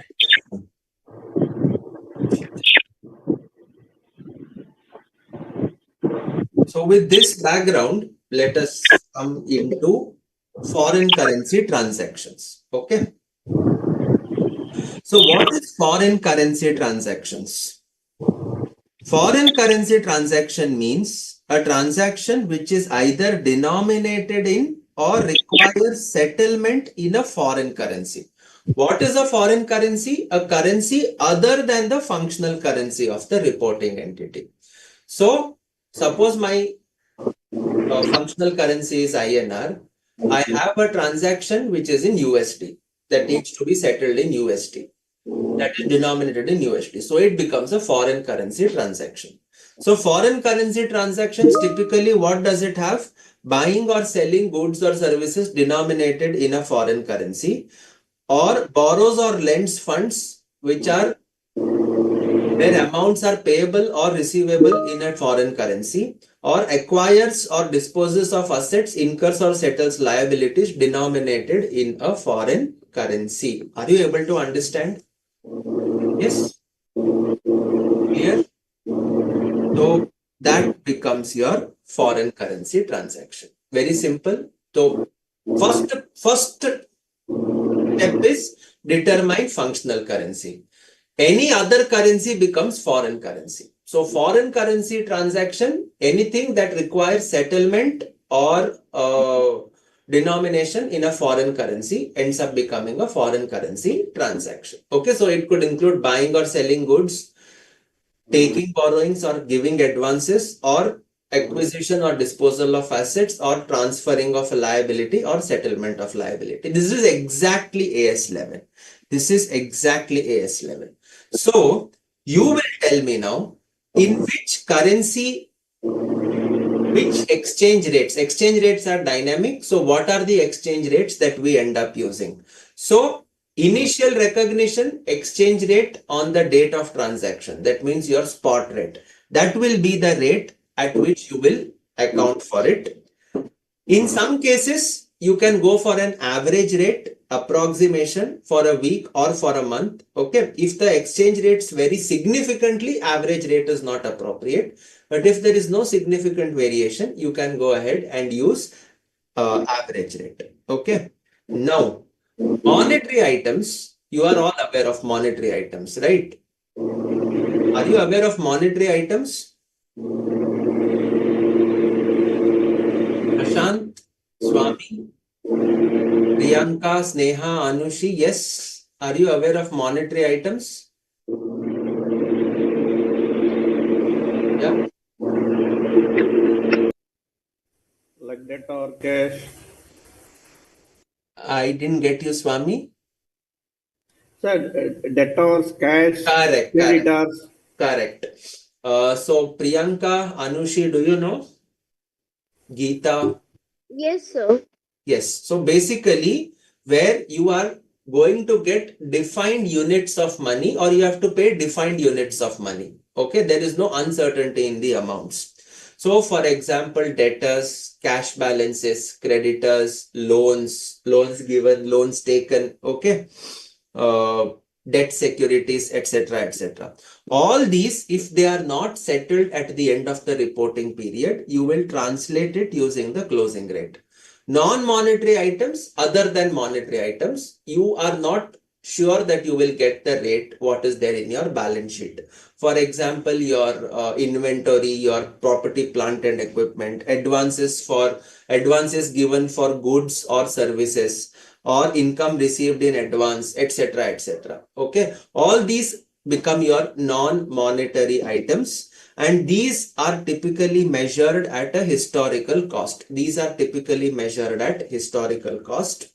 Historical cost would And when they are measured at historical cost, you will translate them using the spot rate when you entered into the transaction with no restatement. If they are measured at fair value, then you will translate using exchange rate at the date when fair value was measured. Is it okay? Yes, all clear? So foreign currency transactions per se, any doubts? I'm not yet come to foreign currency operations. So I'm only at foreign currency transactions. Are we okay with this? Yes. Okay. So now let us quickly run through some examples. So that you are comfortable with doing the questions. Then we shall proceed further. Okay. All right.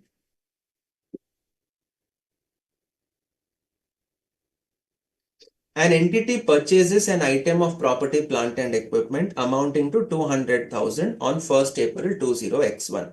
Exchange rate on the date of acquisition was €1 equals rupees 52. So on this date, when I acquired the asset, 200,000 into 52, it is 104 lakhs. This is the value at which asset will be capitalized in your books. Owing to technological obsolescence, the management, as a part of impairment testing, estimated the recoverable amount of the asset to be $175,000. The exchange rate on the date of valuation was €1 equals 60 rupees. Discuss the implications of the above in line with the relevant standards.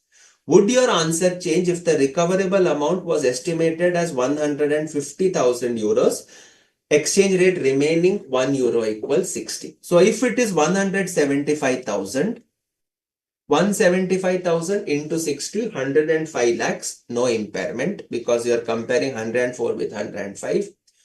Step 2, if it is 150,000, that is the second case, okay, into 60, 90 lakhs. So therefore your impairment would be 104 minus 90 to give you 14 lakhs. This would be your impairment. Are we able to follow? Yes?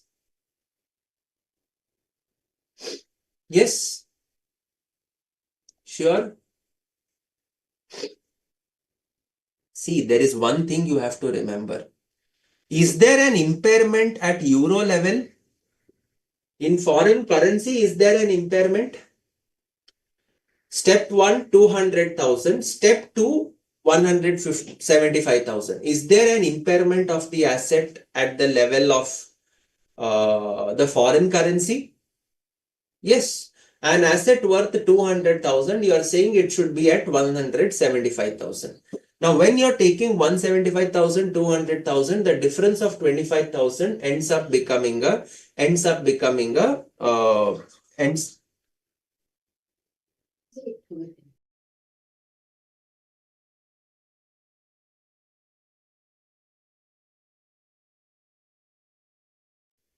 okay.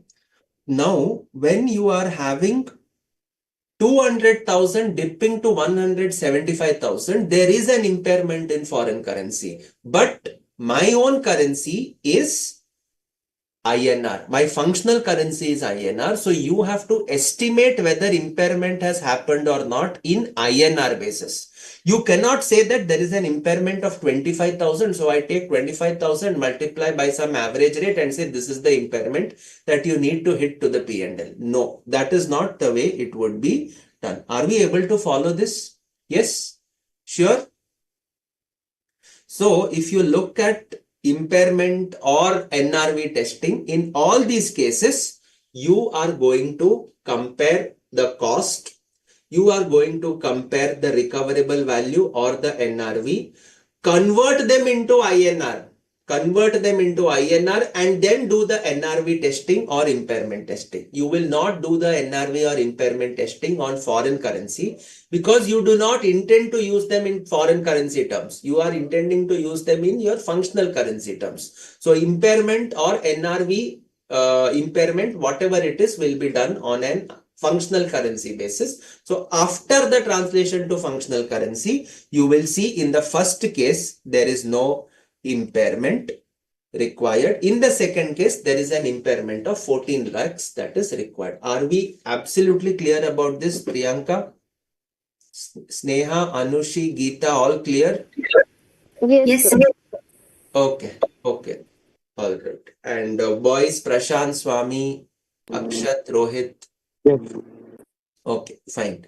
Yes, sir. Clear, sir. So coming to the next one. Now, why do we have exchange differences coming up? And where should they go? Exchange differences come up because of settlement of monetary items. Monetary items, I do not settle immediately. I settle it at some other point of time. So at that point of time, the exchange rate would be different. And because the exchange rate would be different, what is happening is you end up paying more or paying less. That is why you are having an exchange difference.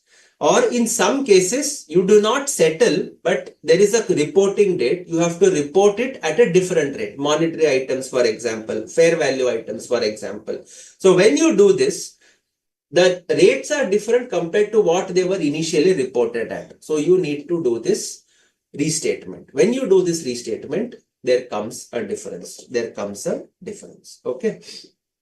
Recognition of exchange differences. Monetary items, they are recognized in the P&L in the period in which they arise. Non-monetary items, if gain or loss is recognized in other comprehensive income, exchange component. So where will the gain or loss go? If the gain or loss is recognized in OCI, then exchange component also goes in OCI. If it is in P&L, then exchange component of gain or loss also goes to the P&L. Okay, so this is just the placement of where the exchange loss should go. Okay, so we quickly run through some of the common examples which are there, and then we shall jump into foreign operations. Okay, all right. Induga Limited purchased an equipment at a price of $100,000 on 2nd April upon credit terms. That price should be settled would be within 6 months from the date of purchase. Company capitalized the asset at the rate prevailing on the date of purchase. When the liability was settled on 18 September 20x1, it incurred an additional amount of 350,000 rupees due to exchange rate fluctuation on the date of settlement. The said sum was charged off to the P&L account. Is it correct or not? What do you think? They have purchased an asset. Settlement happens after 6 months. At the time of settlement, exchange rate had gone up, and therefore you have to pay 3,50,000 extra. This 3,50,000 extra which they have paid, they have debited it to the profit and loss account. It is in relation to settlement of purchase of a capital equipment. So now you tell me whether it should go to the P&L or whether you should take it or anywhere else. What do you guys think? It will go to P&L, sir. It will go to P&L. Okay. Yes. Creditors is a monetary item. So it is giving rise to an exchange difference. That exchange difference, where are you going to take it? Are you going to classify it to the P&L or somewhere else? Sir, whenever the exchange rate cost because of the monetary item, it will go Yes. to always the P&L. Okay. Okay. I don't know if this is all of you are correct. Let me tell you first very clear. Everybody is correct when you say that it is in P&L. So the answer is, if you have to comment, what will you comment? The treatment by the company is correct in line with Ind AS 21. It should go to the P&L. This is right. AS 11, para 49 or 50. How many of us remember this?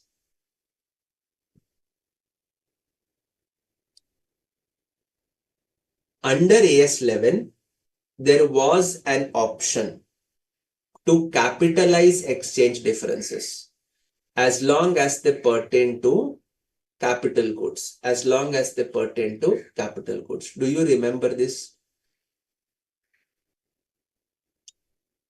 How many of us remember that there is something like this in AS 11? नहीं याद है तो बोल सकते हो sir, हमें नहीं पता.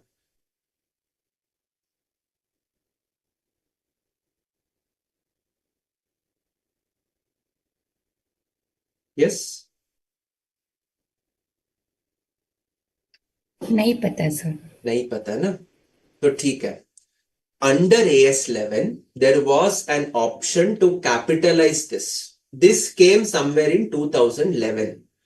2011 was a very violent movement in exchange rates. Okay, so to avoid sudden hit to your P&L, MCS came out with an amendment, I think para 49 or 49A of AS11 or 50. Okay, that if it is pertaining to capex, capital expenditure, fixed asset acquisition, then that exchange rates the fluctuation can be capitalized to the cost of the asset, and then you depreciate it, then you smoothen it. Are we okay with this? Yes? Are we okay? Any doubts? No doubts. This provision is not there in Ind AS 21. In Ind AS 21, everything has to mandatorily go to the P&L, whether it is for capital equipment, whether it is for capital, or whether it is for operating expenses or expenses. Are we okay with this? So this will go to the P&L. So the treatment is correct. The treatment is correct. Okay. Next. Indraprasth Limited purchased an equipment from a foreign country on 1st April at a price of 150,000 upon credit terms of 4 months from date of purchase. The company capitalized the asset and created liability for capital goods, converting foreign currency liability at a rate of exchange prevailing on the date of purchase. Okay. When liability was settled as per terms on 10th July 20X1, it incurred additional amount of 6,75,000 due to change in foreign exchange rate on the date of settlement. The company capitalized the additional amount of exchange variation and charged extra depreciation thereon from 10th July 20X1. Comment. Okay, tell me. So the company should not capitalize the additional amount. It should charge to the 6,75,000 to the P&L. Okay.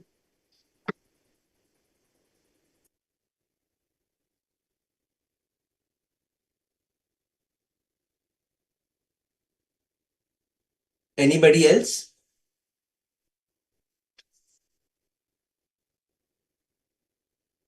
So price should be settled within 4 months, but it is after that. So I think it is capitalized. So, okay, April, May, June, July, within 3 months, na? 1st April you purchased, liability settled on 10th July. So, July means we are within 4 months. Number one. Number two, regardless of when you settle, your settlement is a transaction. It is a business transaction. Okay, it has nothing to do with your reporting. You may settle within 4 months, you may settle beyond 4 months.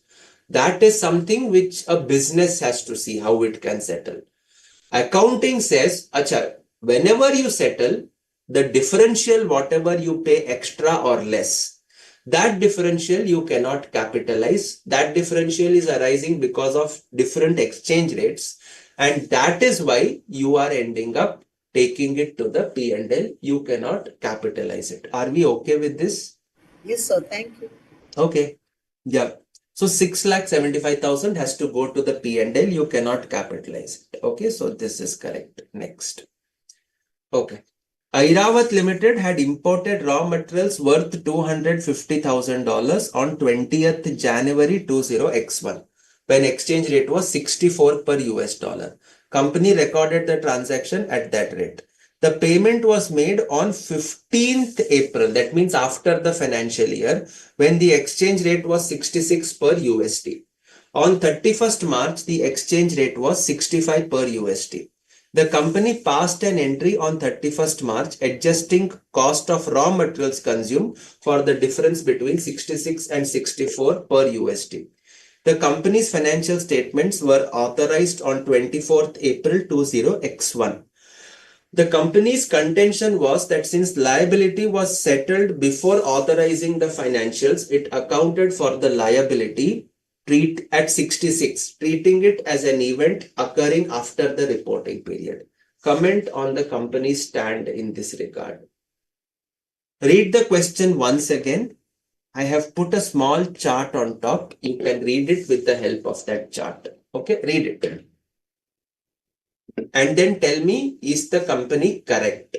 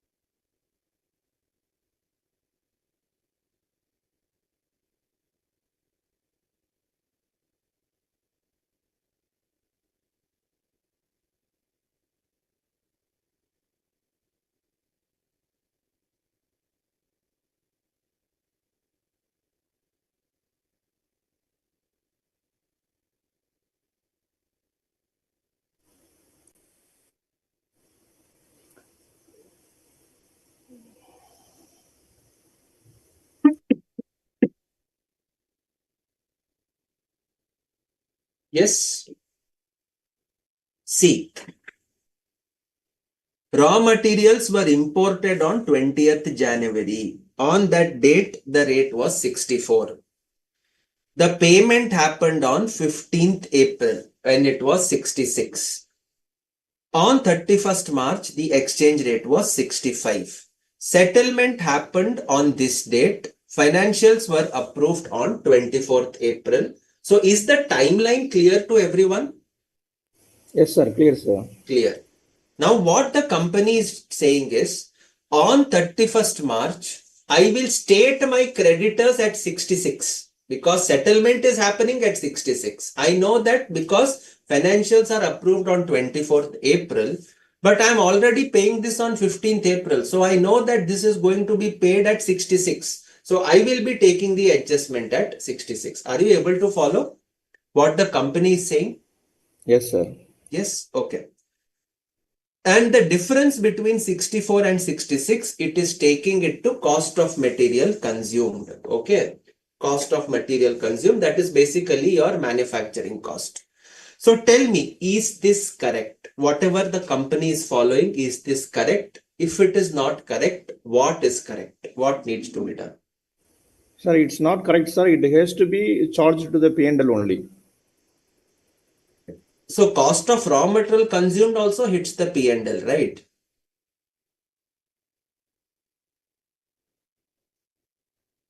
Sir, Yes. that is a different expenses. This is a different expense. We need to differentiate the expenses. Okay. But this is in relation to purchase of raw materials, no?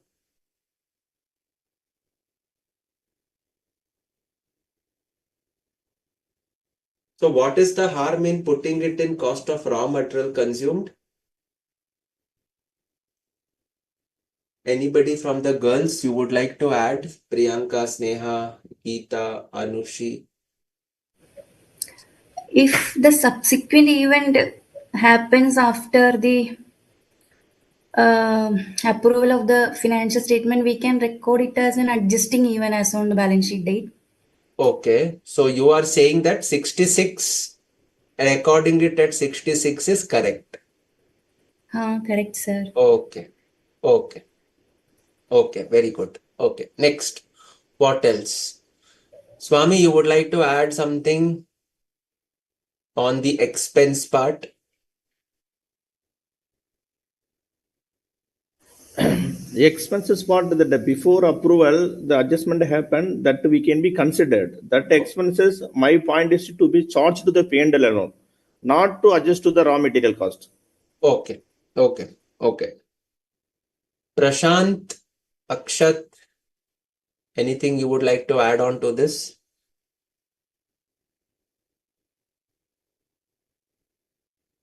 Also, as per the Ind AS 11, 21 is concerned, we need to consider the closing rate point only.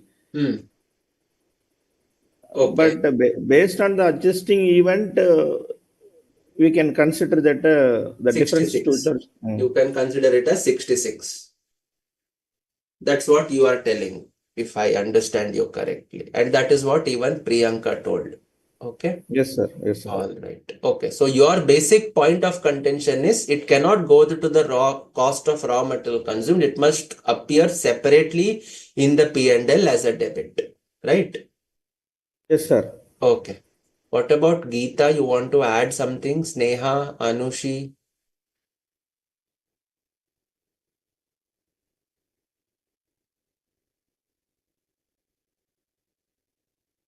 Prashant? No, sir, nothing to add, sir. Okay, fine. So number one, if I have to pick up Swami's answer, he's right when he mentioned that it should not hit cost of raw materials consumed. It should go to a separate account called foreign exchange loss. Okay, it's a foreign exchange loss. It has nothing to do with cost of materials consumed. Okay, this is something which has happened due to change in fluctuations, due to change in exchange rates, and therefore this has nothing to do with cost of material consumed or cost of manufacturing. So it has to go and hit the P&L as a foreign exchange loss. That is the first part. Second part, both of them said 66 is correct. How many of you agree with stating 66, treating it to be a adjusting event in the balance sheet? Prashant, Akshat, Geeta, Sneha, Anushi. Is it right to take 66 for restatement of creditors just because it is settled at that rate after the balance sheet date?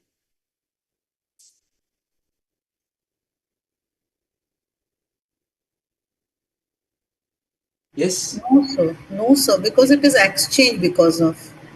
Yes. See, you have to understand. These are closing rates. You may settle it in the future before the financials are authorized for approval. That itself is not a criteria for you to restate all your payments in respect of monetary items as on 31st March to the rates at which they are settled. Are we able to follow? Yes, sir. Now Yes, we are. you cannot settle it. आप 66 पे नहीं रख सकते. But sir, adjusting event ही तो हुआ ना. Adjusting event में creditor balance was outstanding, we have paid it.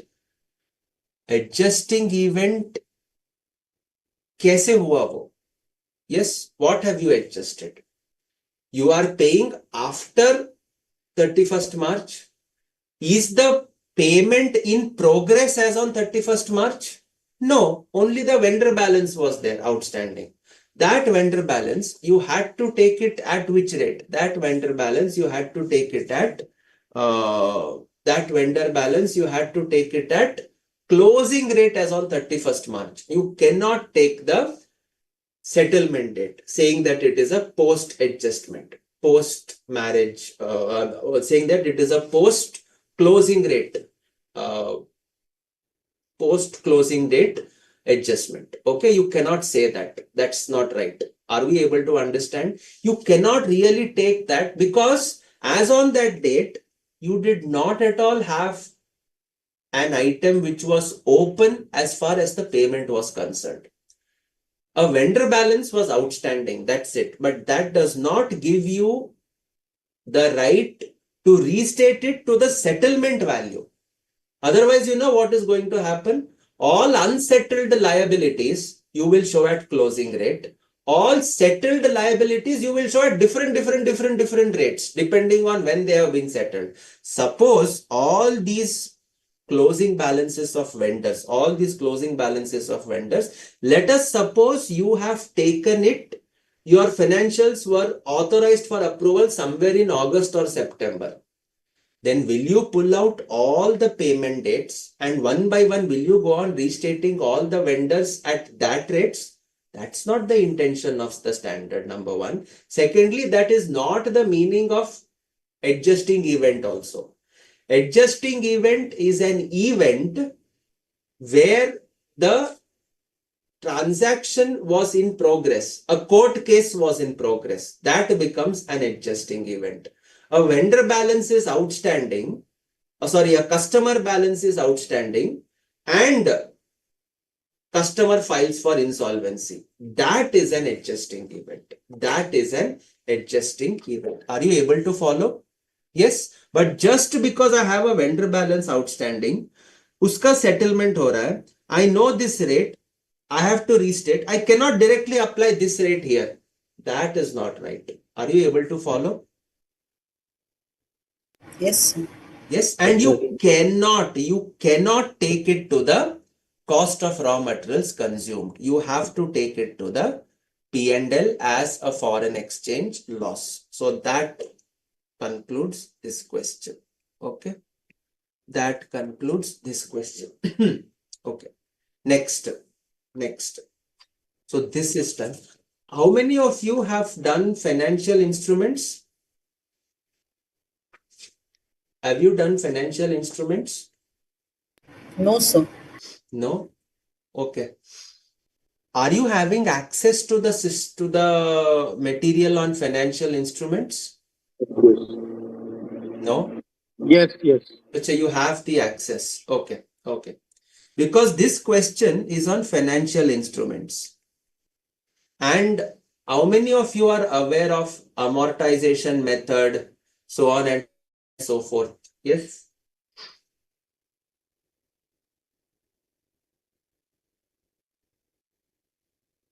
Okay, fine. Okay, but that's okay. This is what imported a machine, deferred payment basis, payable in equal installments. Okay, fine. Okay, actually there is a financing component, but okay, we can ignore that. Okay. Acha, yes, they're told here you can ignore the amortization of financial liability. Okay, then it's very simple.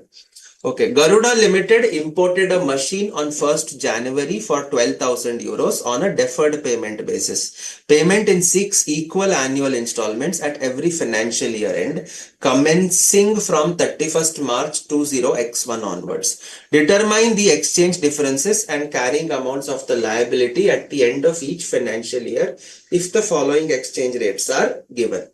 1st Jan X1, March X1, 2, 3, 4, 5, 6, you are given the rates.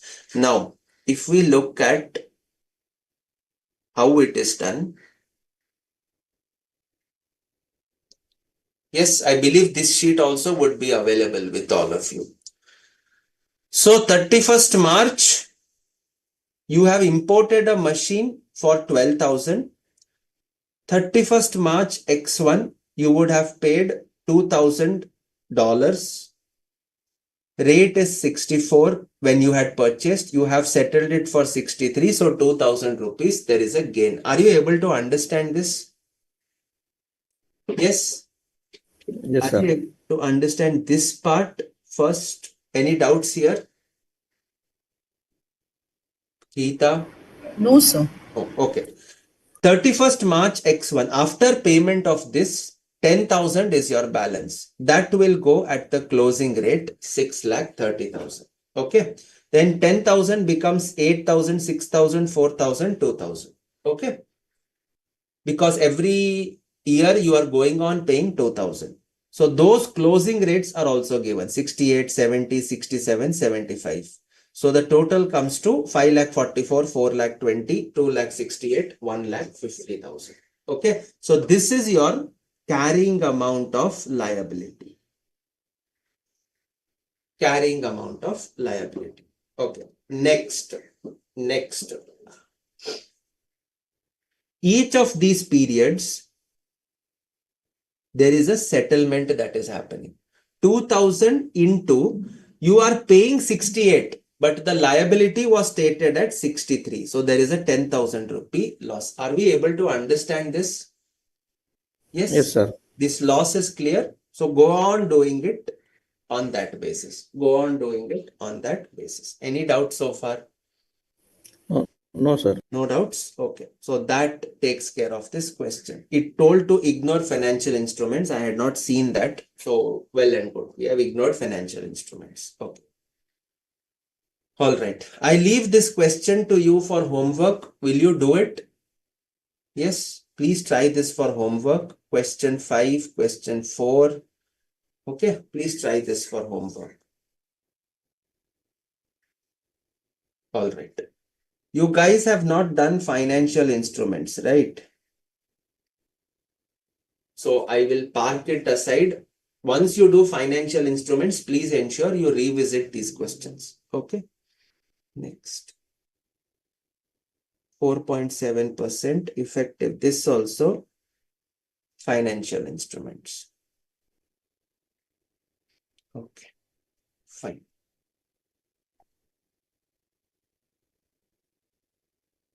So all your questions relating to financial instruments, there are two or three questions which are there. I have parked it aside because I think that today we are not equipped to handle those questions, because first I have to explain to you financial instruments, then I have to explain to you what I need to do, and then I need to explain to you why it is being done as per Ind AS 21. Are you able to follow? Yes, Yes, sir. sir.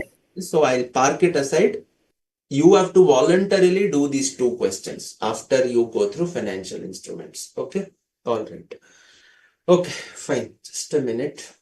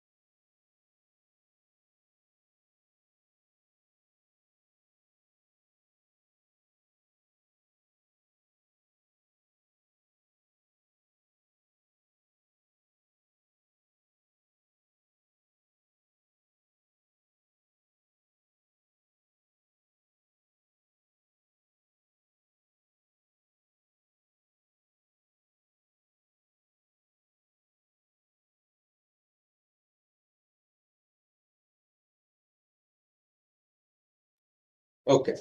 We now come to a very interesting topic, and the last, that is the major part. First part I told you, functional currency. Foreign currency transactions is something you guys already know. That is just AS 11 brought forward. So I did not want to spend much time on that. But the last half an hour of our discussion, we will be focusing on foreign operations. Okay. Something that is extremely important, something that is not very new. You already have it in AS 11, but I presume that we don't remember much of it. So you need a little bit of revision. And there is one new concept that is getting introduced in Ind AS. Okay. So with that, I think it kind of sorts out the entire gamut of discussions. Okay. And then I will run you not through the questions, but I will run you through a small example that I have created. Okay, so that should help you out. How many of us have gone through consolidation in Ind AS? Ind AS 103, 110, 111. Have we done this?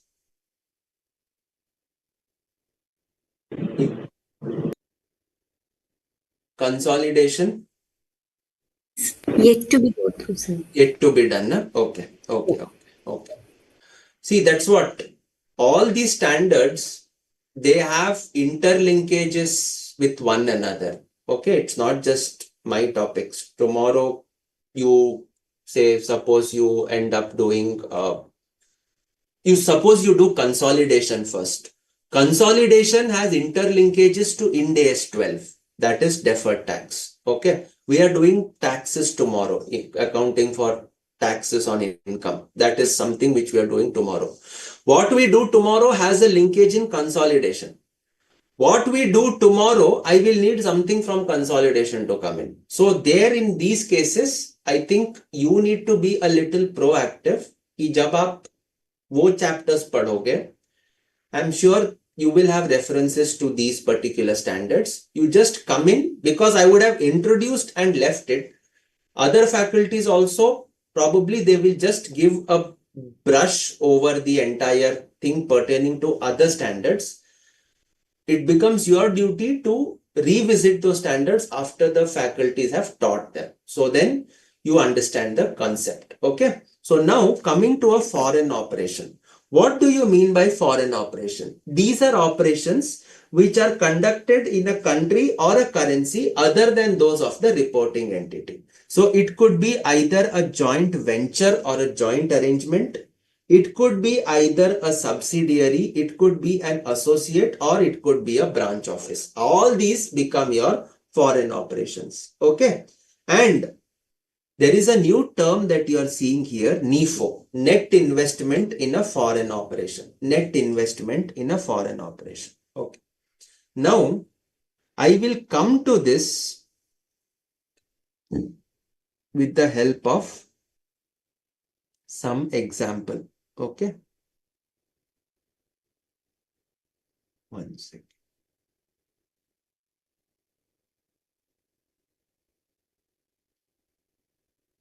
All right. Now, let us understand first a foreign branch. It is the easiest to understand, and you all have some knowledge about it. So we will touch it with that. Okay. Suppose I am a company H Limited based in India, having a foreign branch in USD. The branch trial balance, this is a case of an independent branch. Dependent branch, uska trial balance banta hi nahi hai, because everything goes to your head office. Okay. So in this case, your independent branch, you have the following trial balance given to you. Property, plant, equipment 100, debtors 50, expenses 150, sales 200, and loan 100. Exchange rates, opening is given to be 50, average is given to be 60, closing is given to be 70. Okay. Now, what you have to do, I need to include these operations. I need to include these operations when I am finalizing my accounts for H Limited. Are you able to follow? Yes, sir. You are able to follow. So now the standard tells, now the question is, but sir, all these are in foreign currency. I am preparing it in reporting currency. So using what rates should I convert? Using what rates should I convert? So the standard gives guidance. Sales or expenses, you can convert using average rates. You can convert using average rates. If the rates are fluctuating very significantly, you can convert using spot rates also. Balance sheet items, monetary or non-monetary, convert at closing rate even if it is at fair value. Even if it is at fair value. So, in this case, sales and expenses, these items have gone at average rates. These items have gone at average rates. Whereas these items are all at closing rates. These are all at closing rates. Are you able to follow this? Yes, sir. Yes. Okay. Now, you should ask a question. Sir, why are you taking even property, plant, equipment at closing rate when it is a non-monetary item? Yes. Have I done that? Have I done that? Have I taken property, plant, equipment at closing rate? Yes, sir. Yes, sir. Okay. Yes, sir. Is it a monetary or non-monetary item? Property, plant, equipment.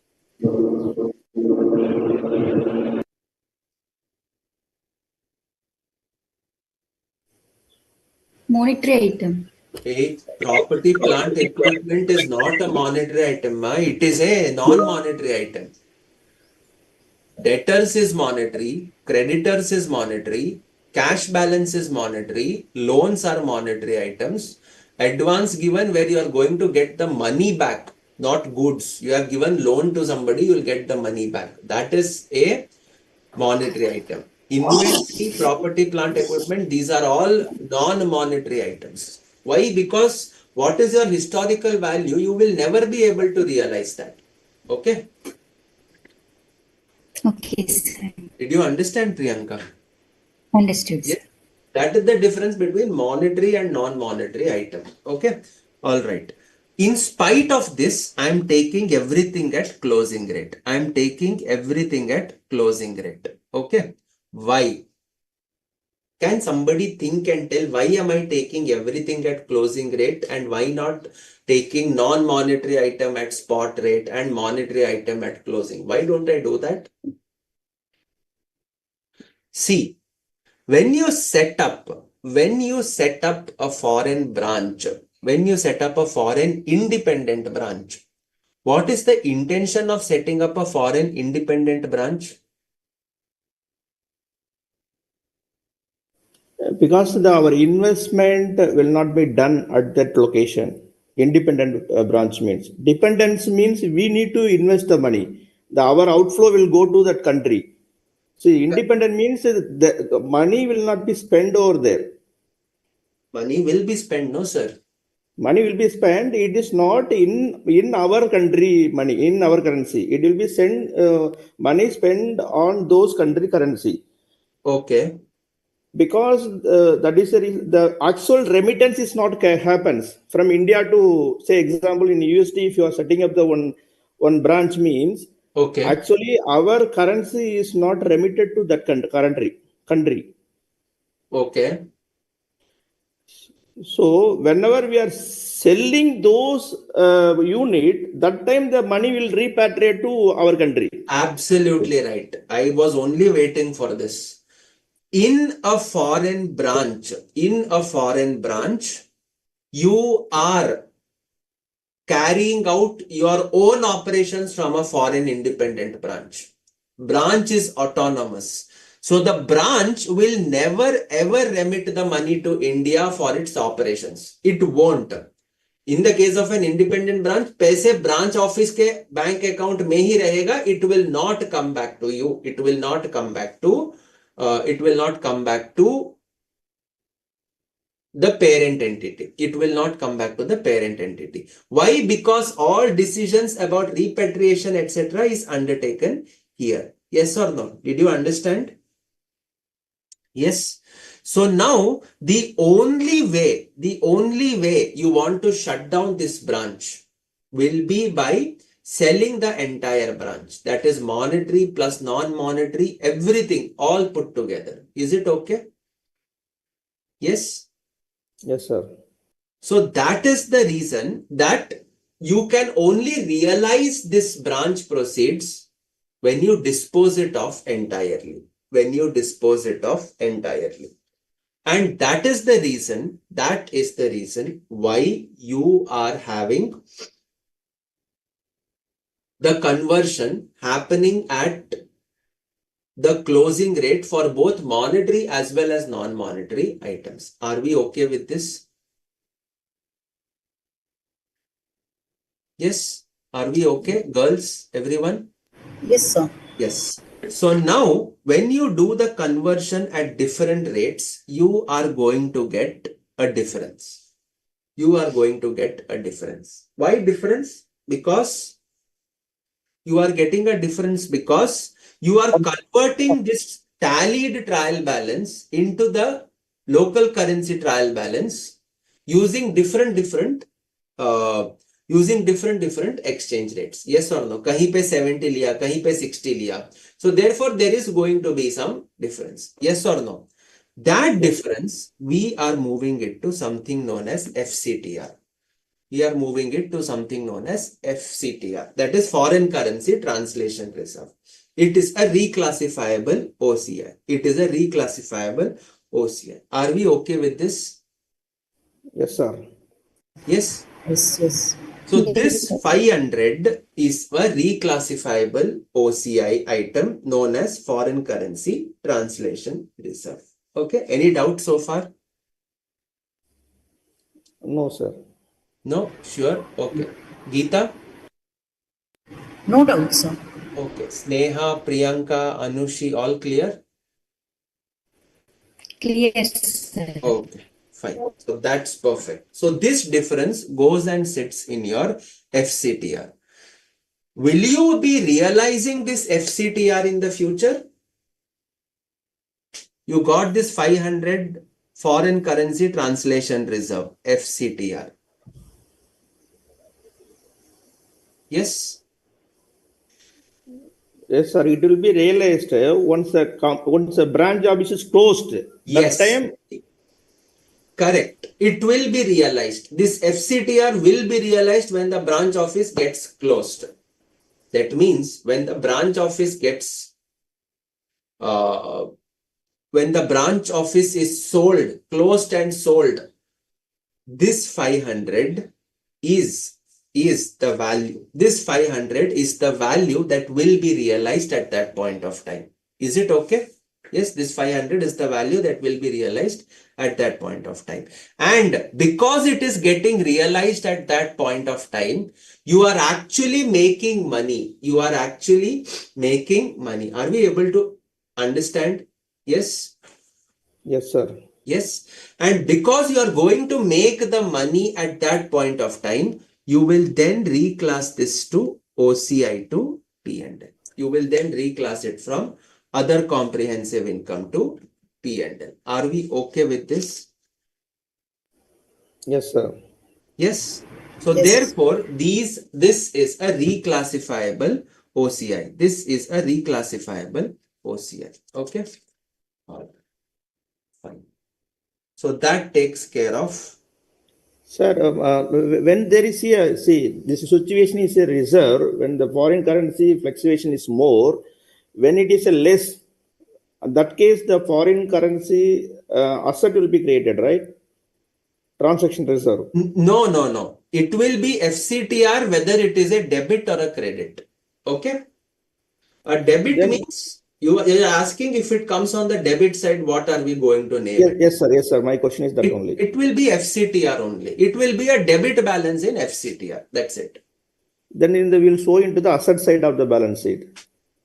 No, we'll show it as a negative reserve. Negative reserve. Okay. We'll show it as a negative. Having negative reserves is very common. You know that, right? Yes, sir. We are uncomfortable when we see something abnormal. Okay. It is very common. Negative reserves is very remotely viewed. Yes or no? Yes, sir. Very remote only. 95% It will be reserve positive. only. It will Positive. be positive. Yes. But negative reserves is not a problem in Ind AS. In fact, when you guys study consolidation, you remember in your AS 21 consolidation, ये तो पढ़ा होगा आपने, you would have studied AS 21 consolidation. Yes. Yes, sir. Okay. In AS 21 consolidation, there is something known as minority interest. Yes, sir. NCI. Minority Non-controlling. interest is now known as NCI. In Yes, AS, sir. it is known as minority interest.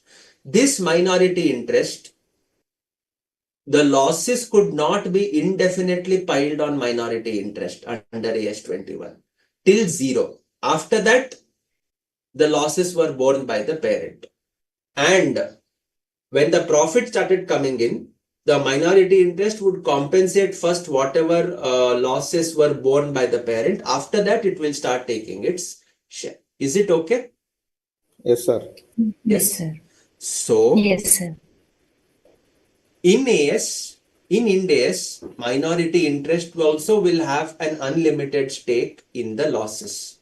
His balance also will start coming negative. That is absolutely fine. That is absolutely fine. Okay, so now next one, FCTR 500. So that's it. Okay, now this FCTR you will reclassify to P&L on disposal of branch, or what we call as foreign operations. What we call as foreign operations. Is it okay? Yes, sir. Clear. Yes, all clear. Okay. Now, foreign subsidiary. Foreign operation I explained with the help of a branch. Foreign subsidiary, the rules remain the same. Sir, what rules? You have to convert all closing at the closing rate. You have to convert all the closing at the closing rate. Except in the case of a subsidiary, you will be having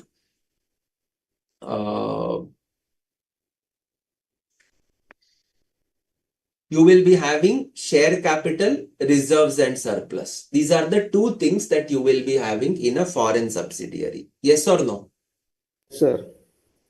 Yes, sir. So that is the only thing which will differ. Otherwise, rest everything you are going to take at the same, what you call, at the same way as we did for a foreign operation. So in this case, how am I going to take share capital? Share capital, we will take it at the historic rate on the date of acquisition. Reserves and surplus, you will be able to take it based on profits. Whatever is passed on the past rates, okay, whatever is purchased, you have to take from the current exchange rates. You have to take from the current exchange rates. Okay. So that is something which is your foreign subsidiary requirements. Okay. So we just run through through one of the questions very quickly, so you can understand along with. Okay.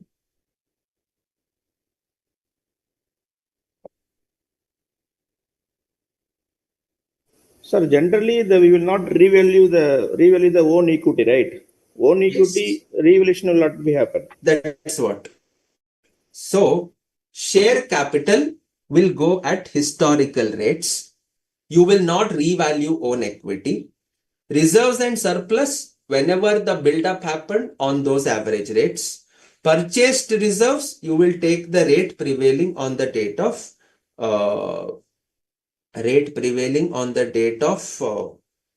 acquisition. Okay, the date of acquisition. You will stick to that rate. So in this case, balance sheet of US subsidiary, you have equity, P&L and loan, and here you have PPE and debtors. That's it. Okay. Now,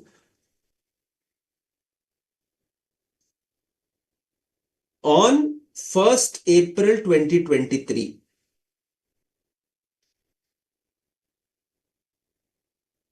balance sheet of the subsidiary in INR looks something like this. Everything is converted at the opening rate. 2,500, 2,500, 2,500, 5,000 and 2,500. So that gives you this balance sheet converted into INR. Are we okay with this? Yes, sir. Yes, are we okay with this? Next. Now,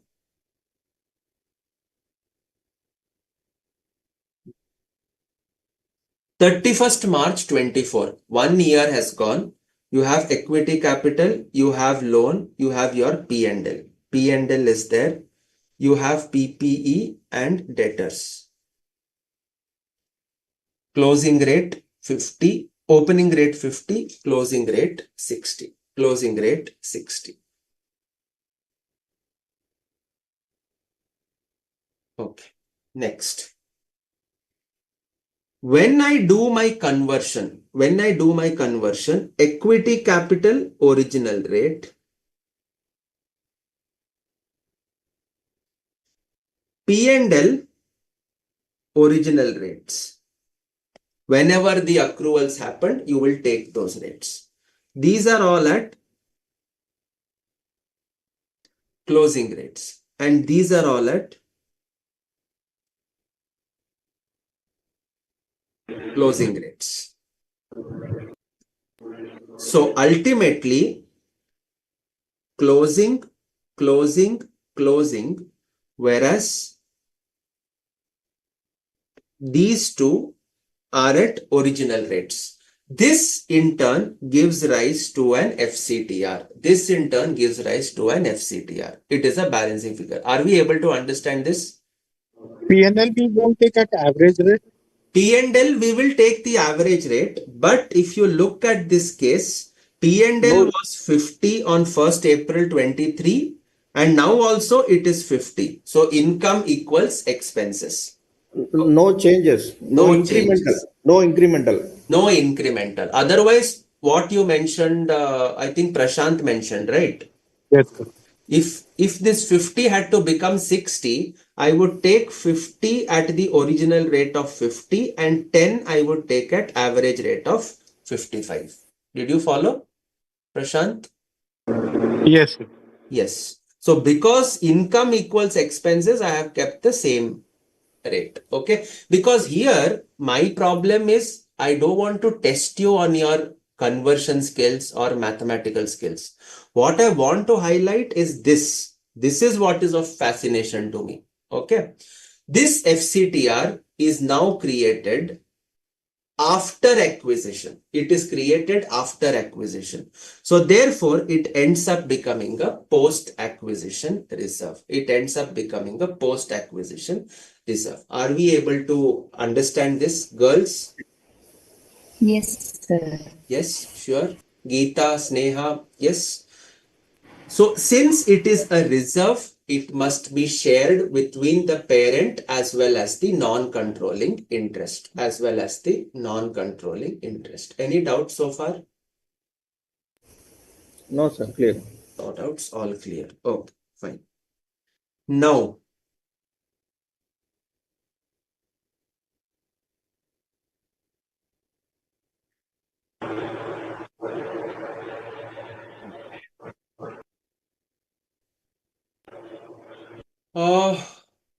how many of you are familiar with goodwill on consolidation?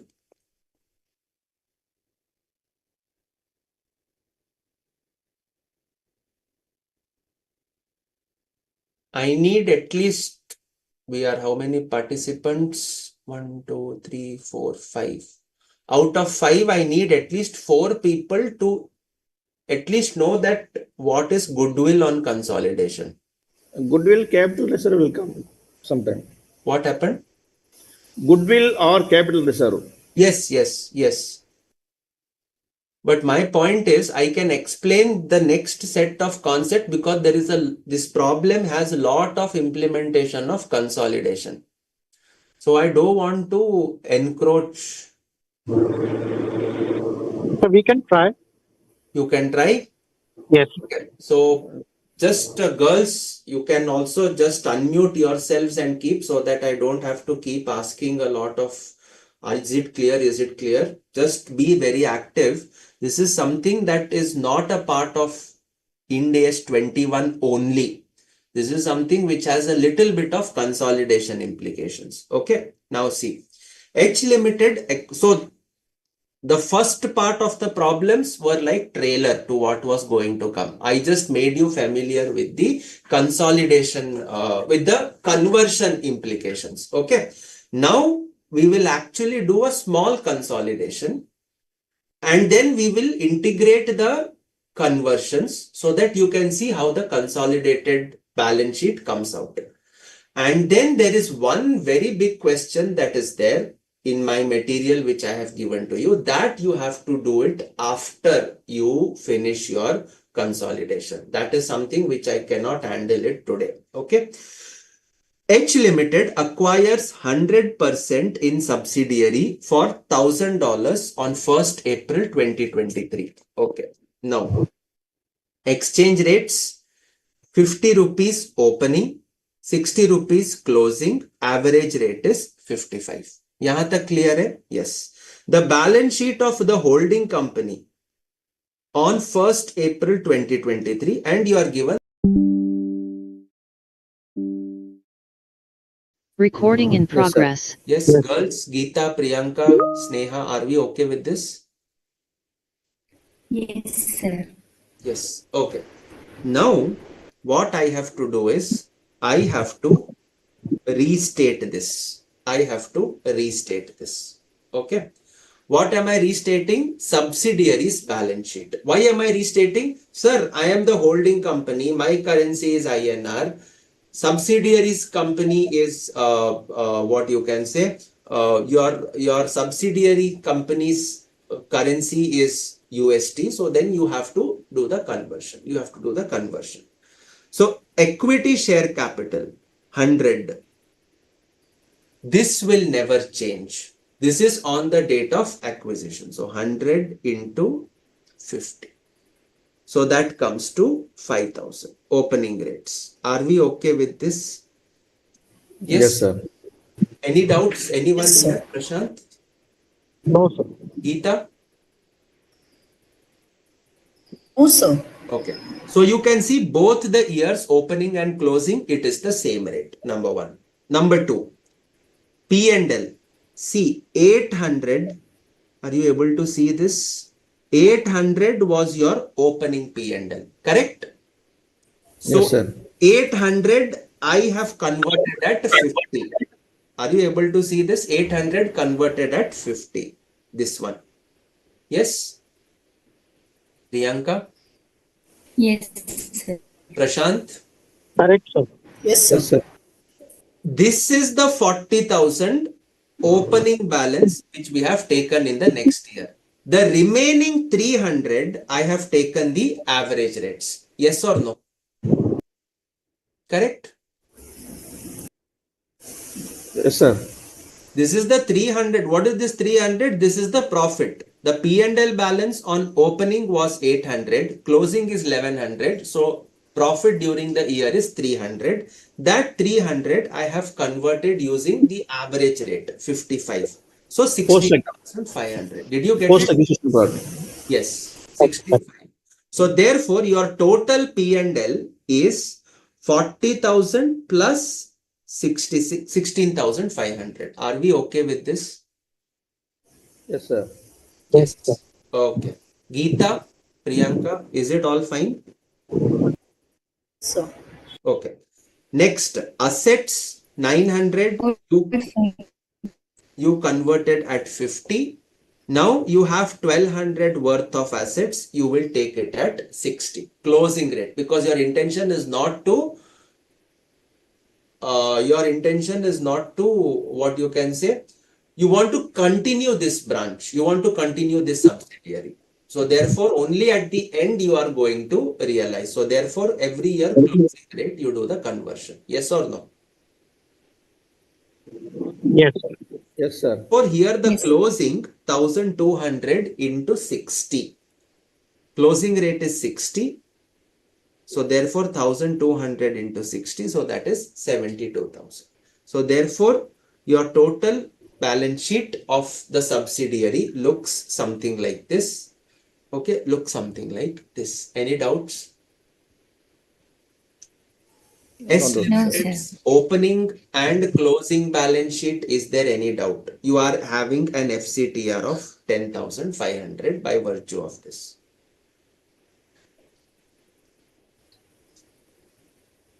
Yes, all clear?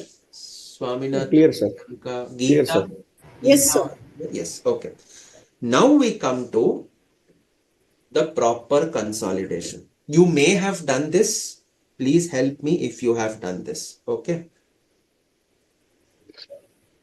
See, how much did I invest? H Limited acquires complete stake in S Limited for $1,000. Yes. Yes, sir. So now you can see this. This is my investment. I have invested $1,000. Yes. When I invested $1,000, what am I getting in return? I am getting a company. Yes or no? Yes, sir. Investment. And I am getting the company along with its reserves. Yes, opening P&L. It is not a nil company. It is a company, an operational company, a going concern entity. Yes or no? So therefore, what are you going to do is your equity share capital against this 1,000. What are the two things that you got? You got a company whose equity capital is worth 100. You got a company whose P&L, what you can say, P&L reserve balance opening was 800. Yes or no? Yes, sir. Yes, all clear, Priyanka? Yes, sir. Yes, sir. Okay, perfect. Geeta also confirmed. So now can you, or rather, can I say that to acquire something for $900, I have paid $1,000? It's extra. You have paid extra. Goodwill. Can I say that? It is a goodwill. Yes. What about the others? We will cancel investment. ठीक है, तो investment वो तो cancellation, I come to that. अभी तो cancellation की बात नहीं हो रही है. अभी तो I am just trying to make you understand. Do you agree that we have paid extra? Yes. Yes, sir. Yes. Priyanka? Definitely, sir. Definitely. So for something worth 900, you have paid 1,000. That difference is, as Swaminathan said, that difference is goodwill. That difference is goodwill. Any doubts? No doubts. Now, the same thing, let us do it in INR.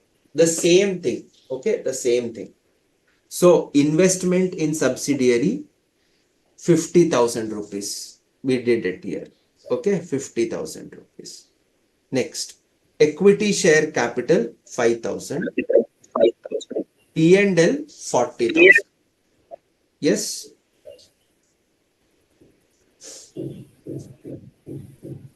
Yes.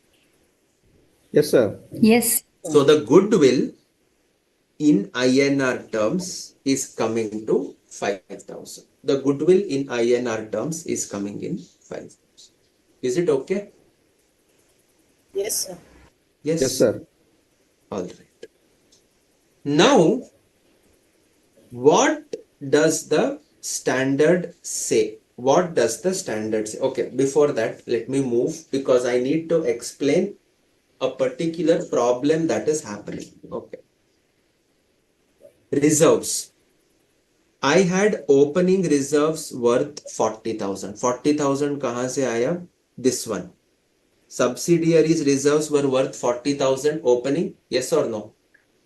Yes, sir. And Yes, sir. you have acquired after the control reserves worth 16,500. Do you agree to this? Yes, yes, sir. This 16,500 was acquired when I had the control over the company. Yes or no? Yes, sir. Geeta, Prashant, are you able to follow? Yes. Yes, sir. Okay. So that means out of the total reserves of 56,500, 40,000 is pre, 16,500 is the post acquisition reserves. Post acquisition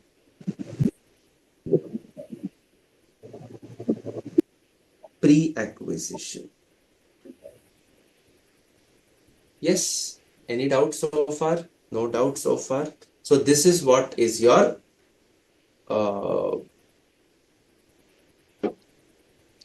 analysis of reserves of the subsidiary.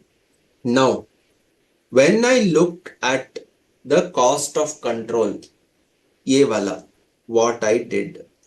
Yes, when we look at that, let us try to understand. Okay. Investment in subsidiary, 50,000. Equity share capital, 5,000. Pre-acquisition reserves, 40,000, which gave rise to a goodwill of 5,000. It was the same thing I have written here. But tell me one thing, and now answer carefully. You have paid extra to acquire something which is of a lower value. Do you agree to this? Yes, sir. My question is, you have done that extra payment in which currency? Have you done it in foreign currency or have you done it in INR?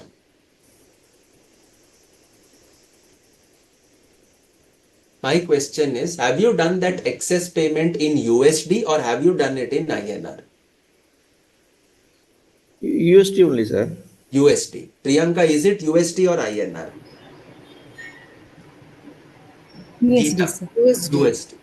Everybody agrees it is USD. If it is USD, and rightly it is USD, am I justified to carry the goodwill at 5,000, which is nothing but 1,000, which is nothing but $100 of goodwill multiplied by 50?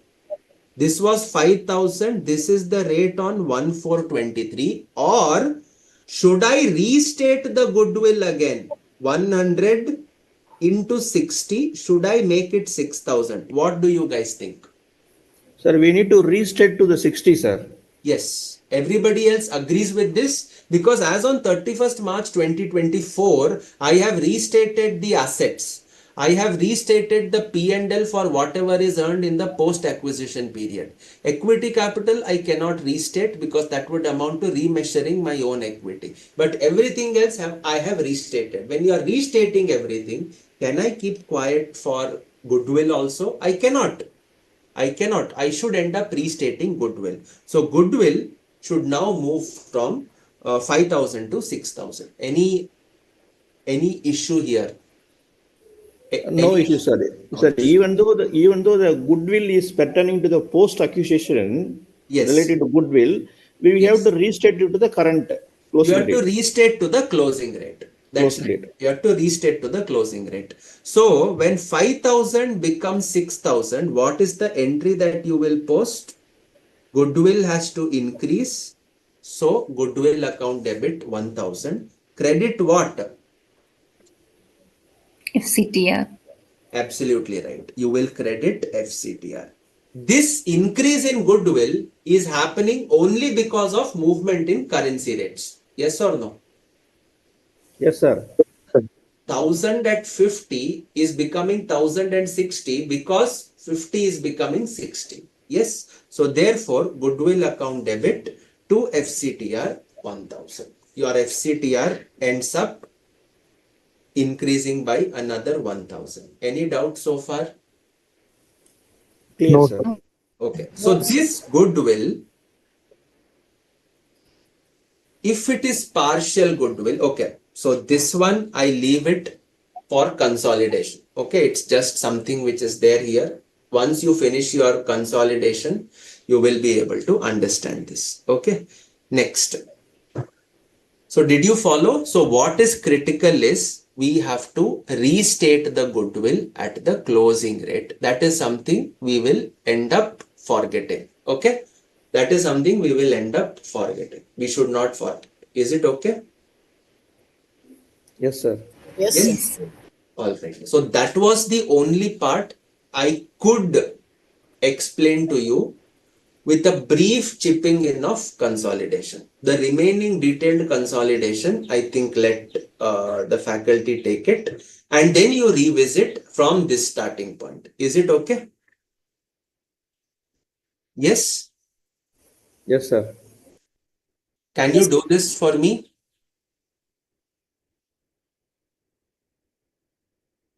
Priyanka, Geetas, Prashant, Sneha. Yes, sir. Okay, fine. So It was as of it was going very well, sir. This consolidation part. नहीं यहाँ तक ही ठीक है because beyond this what happens is then I have to start getting into That I understand, sir. see my whole point is I don't want to take some other method of teaching consolidation and you end up getting confused because there are multiple ways in which consolidation can be taught. Okay, so my only concern is you stick to one teacher who will teach you and then you apply those principles here. Here, nothing what I have taught will be in differentiation to what you will study. यही चीज पढ़ोगे आप. Okay. Why goodwill arising? The same concepts are also, or ma'am, whoever takes it up, they will explain to you. Exactly. But beyond this, end solutions will be the same. But if methodology is different, I don't want to encroach on that. Okay. So once you clarify that, uske baad just method follow karna hai. And you have to take the goodwill at 6,000. That's the only thing that is there here. Otherwise, it's all done. It's sorted out. Okay. Yeah. So you can say out of this problem, 80% I have closed. The remaining 20%, you pull the knowledge from there and just chip it here to below this question. You will get the consolidated balance sheets. That's it. Okay. So that is the major tricky change that is there. You have to understand. See, this is confusing. I'll tell you why. You remember we did one question today morning on impairment. Yes. वहां पे the asset was worth $200,000. The value fell down to $175,000, but the INR amount was 104 lakhs versus 105 lakhs. And what did I tell you there? You have to look at INR value and do the impairment. Yes or no? Yes, sir. यहाँ पे the opposite is happening. Here I am telling you have to look at the investment in dollar amount, see the goodwill in dollar, and then restate the goodwill. So it is kind of differentiating between both of them. There I am saying ignore the dollar when I am talking about impairment or NRV testing. Here I am saying your value is 1,000. Do not compare INR rates for the purposes of determining the goodwill. You take the goodwill in foreign currency terms because you have paid foreign currency. Did you understand? Yes. Yes, sir. So I don't want you guys to get confused. That is why I wanted to do this particular point today. Okay. So that takes care of this part. Be very alert. There are 2-3 things which you may end up getting confused. Okay. Next and last one, net investment in foreign operations. Net investment in foreign operations. Usually, when I make an investment in a subsidiary, I will purchase shares of that subsidiary. Yes or no? Correct? Yes. So, when I purchase shares of a subsidiary, it means my investment is my subsidiary's equity share capital. Yes or no? Yes, sir. Now, in some cases, I want to avoid taking approval of RBI because I have to make investment in a foreign subsidiary. Look at the other entities, my subsidiary entities' legal requirements. You will end up getting into a plethora of what you can say, you will end up getting into a plethora of compliance and regulatory issues.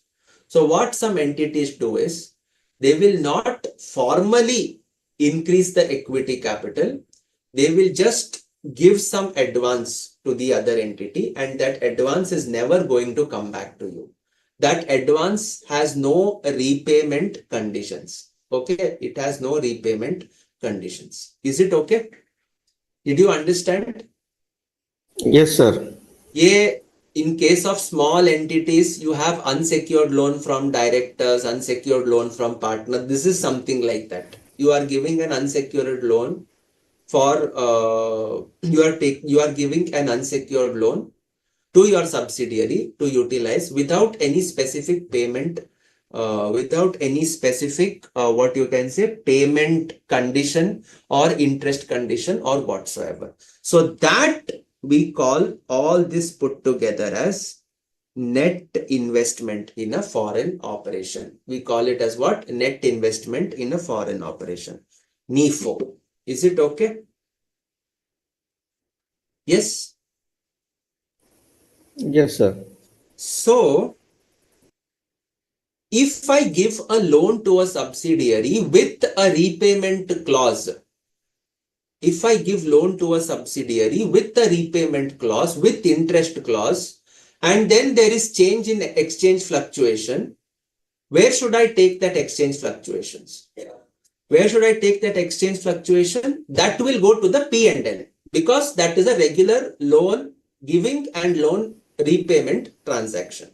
But in the subsidiary, when I make investment in equity share capital, the difference goes to FCTR. Did you understand this?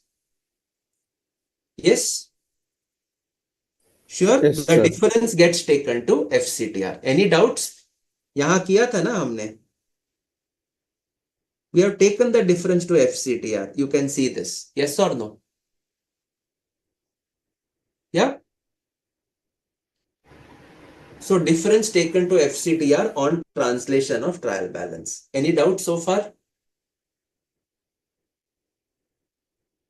These first two cases all clear? Geeta, Yes, sir. Swami? Yes, sir. Clear, sir. Okay. All right. Now, coming to the last.